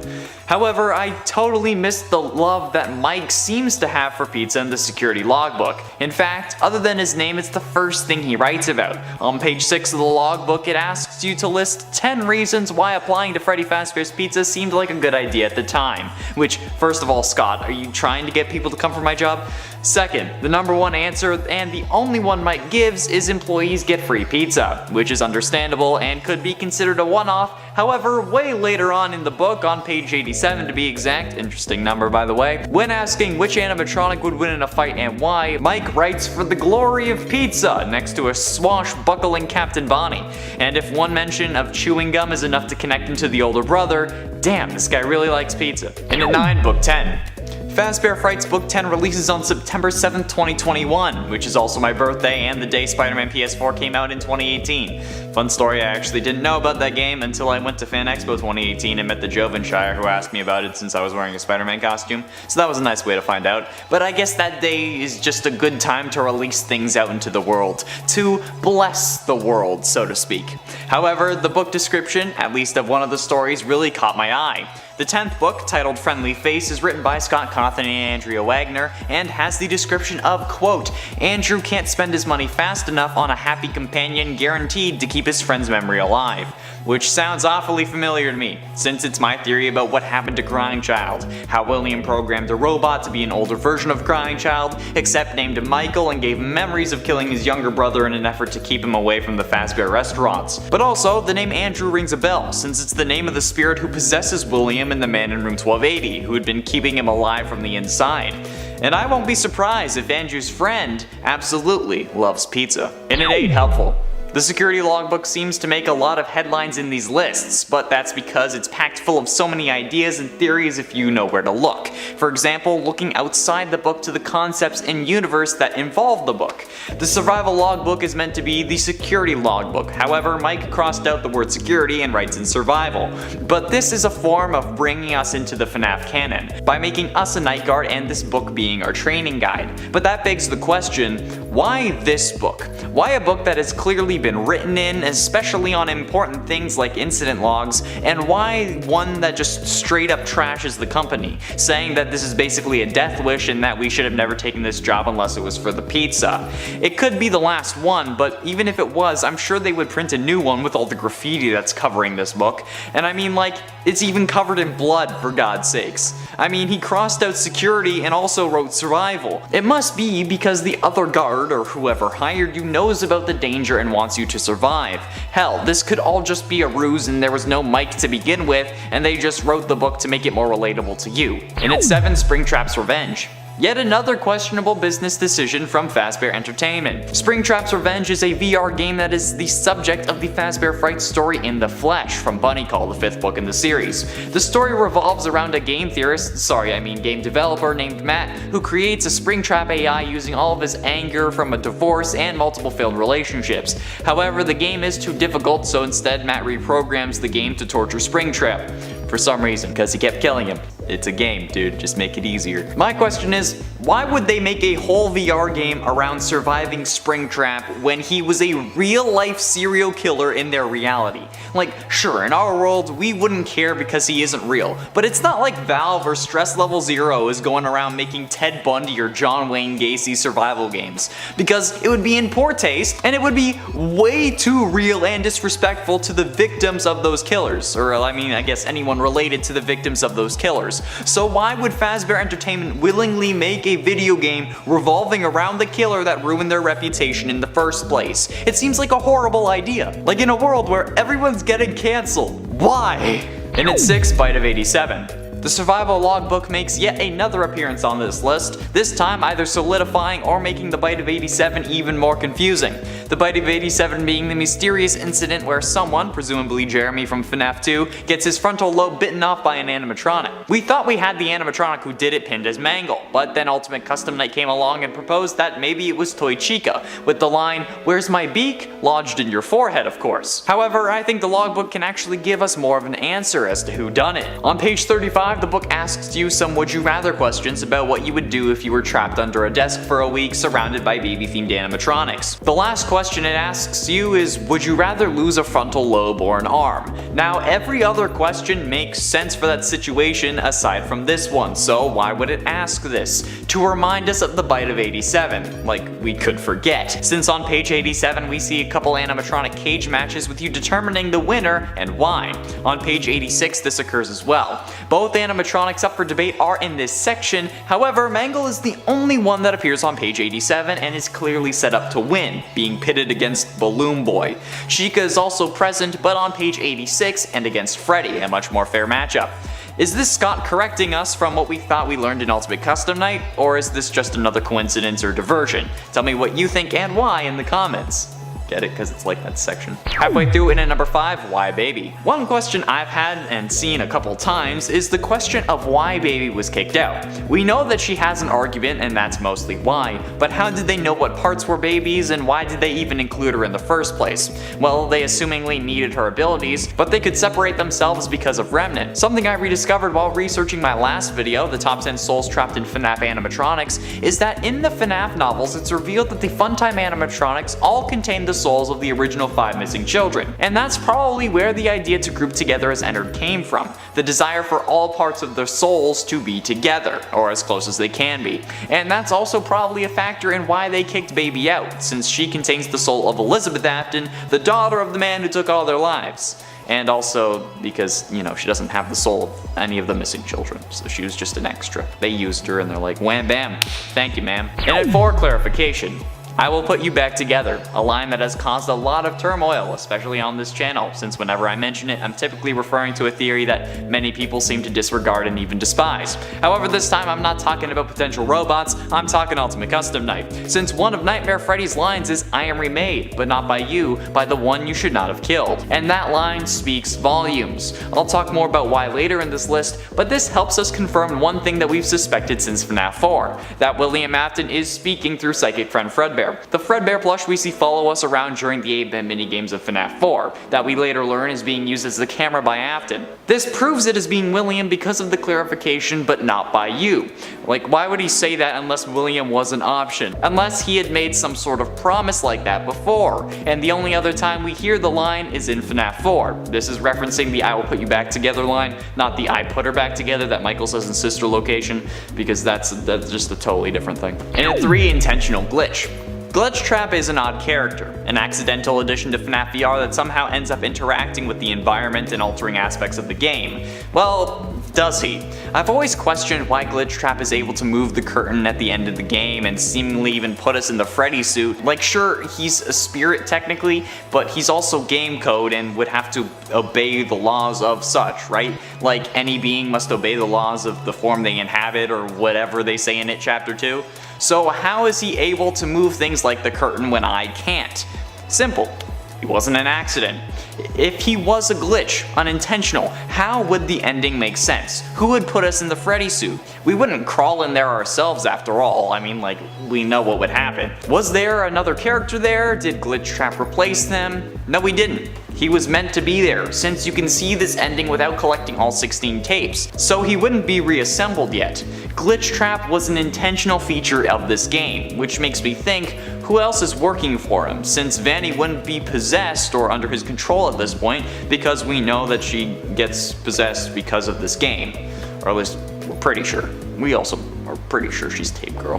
And at 2, Nightmare's brain. This is a forgotten and maybe even unnoticed detail by some from FNAF 4 that was recently pointed out to me. Nightmare from FNAF 4's final level actually has a brain. You can kind of see it, like you can see the silhouette of it behind like his like semi-transparent head. Whether this was meant to represent Crying Child being rebuilt as a robot with his brain obviously still being alive since we're experiencing these nightmares in the game, or if it was just meant to hint at how some of these animatronics were created, the idea of brains in animatronics hasn't gone away. In fact, it's been highlighted. Take the FNAF VR Curse of Dreadbear DLC. In that DLC, we get a minigame where we must program our own Dreadbear according to preset directives. These are all calibrated into a brain that we must color, size, and configure before putting into Dreadbear's head. If we get it wrong or take too long to do so, we get attacked and killed, which could mean that some of these animatronics are killing or have killed simply because they were programmed wrong, instead of being programmed like that intentionally. It could be where William got the idea to use animatronics in the first place, or the brain could just be signifying Crying Child's brain death at the end of the game, since if he catches you, the game is over. And the brain in his head is only a further way to symbolize that. Finally, in at number 1, the one you should not have killed. Here we are, the big numero uno, the one I said I'd be speaking about later on. The one you should not have killed is the main, I guess, antagonist of Ultimate Custom Night. This character, who most believe to be Cassidy, is the one causing this whole situation, trapping William in his own mind while keeping him alive in order to torture him for his crimes. And while this may still be Cassidy, I think it's Crying Child. I have a whole theory with my evidence as to why, so check that out in the top right corner if you're interested. But no matter who it is, the one you should not have killed cannot be Golden Freddy.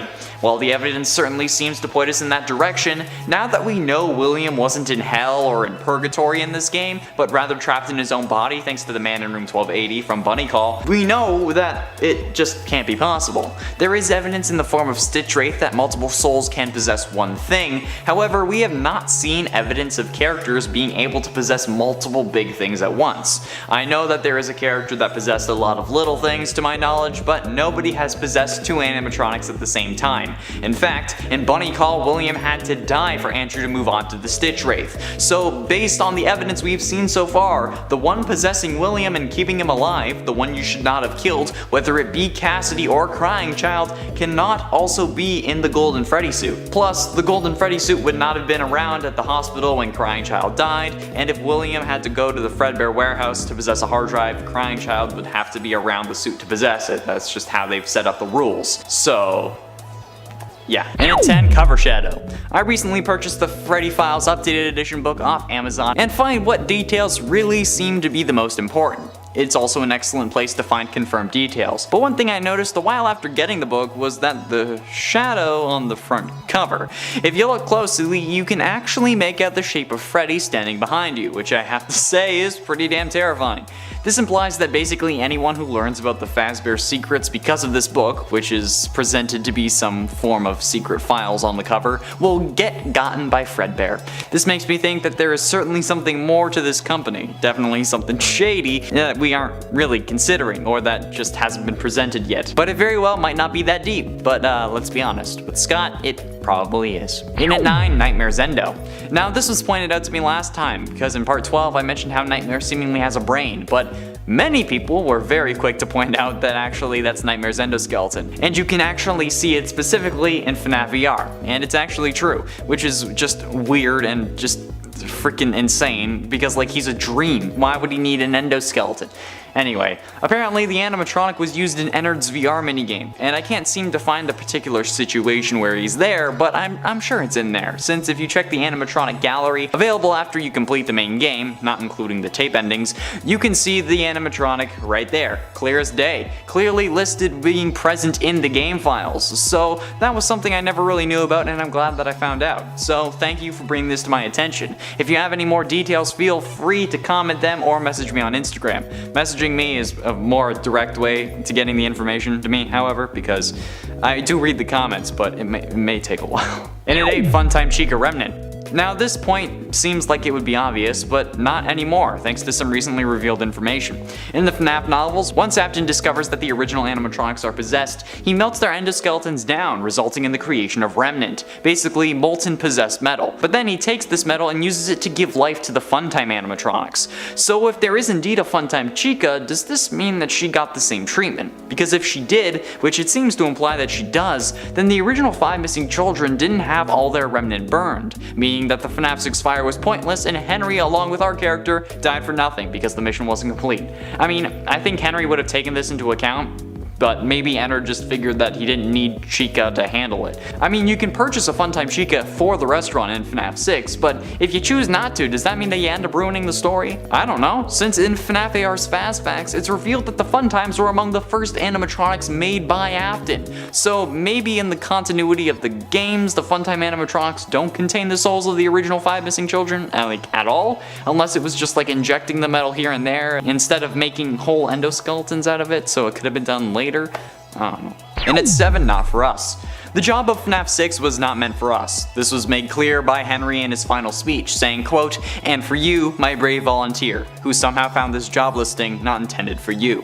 This begs the question, if it wasn't meant for us, how did we find it? Since if a job is created for one specific person, I feel like it would find that person, and maybe even only that person. But not like in a metaphorical sense, like, oh, this job was meant for me. No, like this job was literally intended for a certain individual, yet somehow Michael Afton found it and then got it over that other person. And we know that this is the case, since this isn't a pre-recorded message, and instead live. Since if it was pre-recorded, Henry wouldn't know that it was a different person, or that Elizabeth was the one that he had cut off as soon as he started talking. Quote again, "Connection terminated. I'm sorry, Elizabeth, if you even remember that name." End quote. And at 6, Like Father, Like Daughter. It's actually in the same speech where we find out that Baby has always intended on being an evil animatronic, even to her own brother. Quote from Baby's part of the final speech: "I will make you proud, Daddy," while talking about how she's gonna get us though. But why would she say this? She knows her father is there, actually. He's in the form of Springtrap. So did Baby intentionally do this just so that she could become like her father? Did her death twist her mind in such a way that she now assumes her father will be proud of her if she was like him?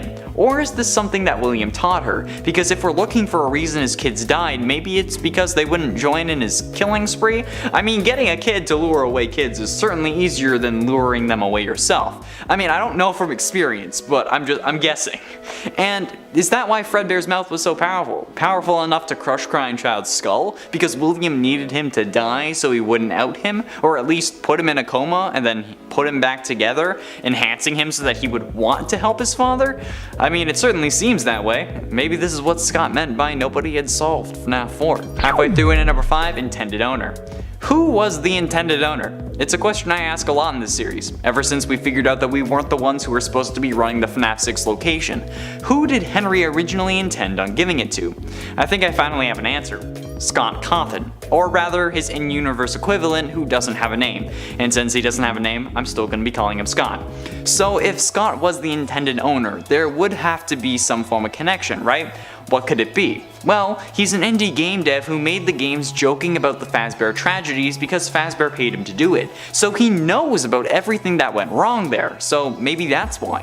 Henry's whole plan was to make sure that nobody remembered what happened with William and his misdeeds, so maybe he was going to bring in the one person he knew for sure knew everything that had happened. Maybe there was never actually a way out plan for him, and Henry just says that as a segue to inform us that he knows we ain't gonna leave. Maybe our character wanted to leave, but just couldn't. I mean, the intentional owner being Scott's stand-in makes even more sense when you consider that Scott is the owner of the series. I mean, at least he was.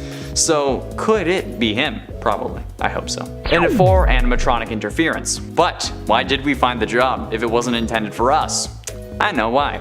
Again, in Baby's portion of the final speech, she seems to imply that the job was meant for us. You think that this job just fell out of the sky for you? Well, yeah, it would have had to if it wasn't intended for me, right? Well, it may seem like Baby just doesn't understand what's going on. Let's think about it. Who is Baby? She's our sister. She's Elizabeth Afton. We see her get scooped, hence the stomach mounts on the FNAF 4 animatronics. I mean, we loved each other. We're family. And it's not like that went away. We went to sister location to find her. That's why we're here. She loves us and wants us to be a family again. The whole gang is back together.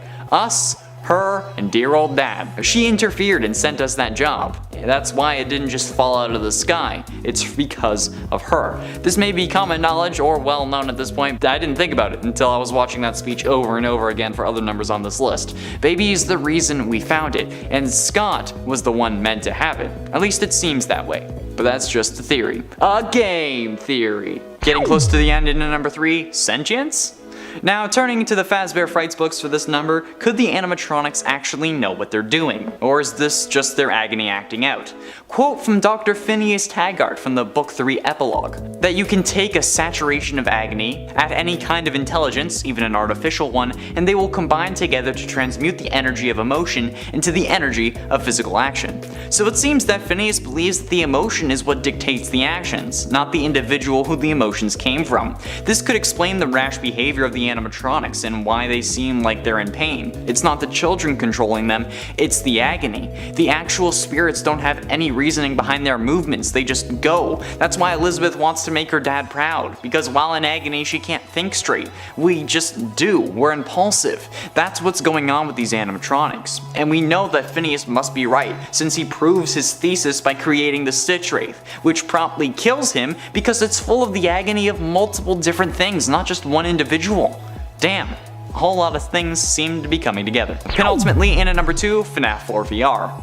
The series of minigames known as Night Terrors in FNAF VR is based on FNAF 4. We know this thanks to the appearances from Nightmare Eon and Nightmare Fredbear, as well as just the design of the room. But my question is, how did they know what this room looks like? And how do they know what these animatronics look like, for that matter? We're meant to believe that FNAF World takes place inside Crying Child's brain in 1983 while he's in the hospital. So how could they possibly know what these look like? It's the same reasoning why I thought Mike had to be the Crying Child, because of the drawing of Nightmare in the survival logbook. But Crying Child dies after experiencing these nightmares, so how could anyone have ever been described these animatronics or these locations? We know the dream house isn't like his real house thanks to the 8-bit minigames, so how did they get this model?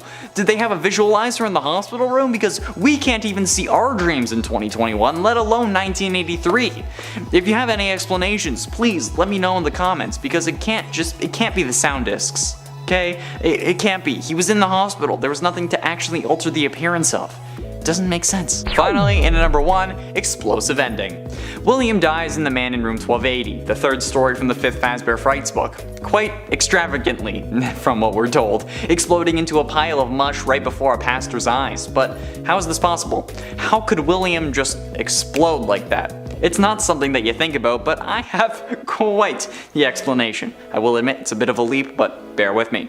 William knew about possession and maybe how it worked. He knew about agony after his daughter got scooped and his son got crunched. So what if he tried to ensure his survival by intentionally causing himself agony, injecting or installing some form of explosive that when triggered or when in the vicinity of a Fazbear warehouse would cause him to explode from the inside out, creating what possibly is one of the most agonizing ways to die, even for the FNAF series. I mean, this guy was absolutely mental, even potentially injecting himself with remnant in an effort to stay alive. So for me, it isn't out of the question for William to just shove an explosive inside him just to make sure that his goal was achieved.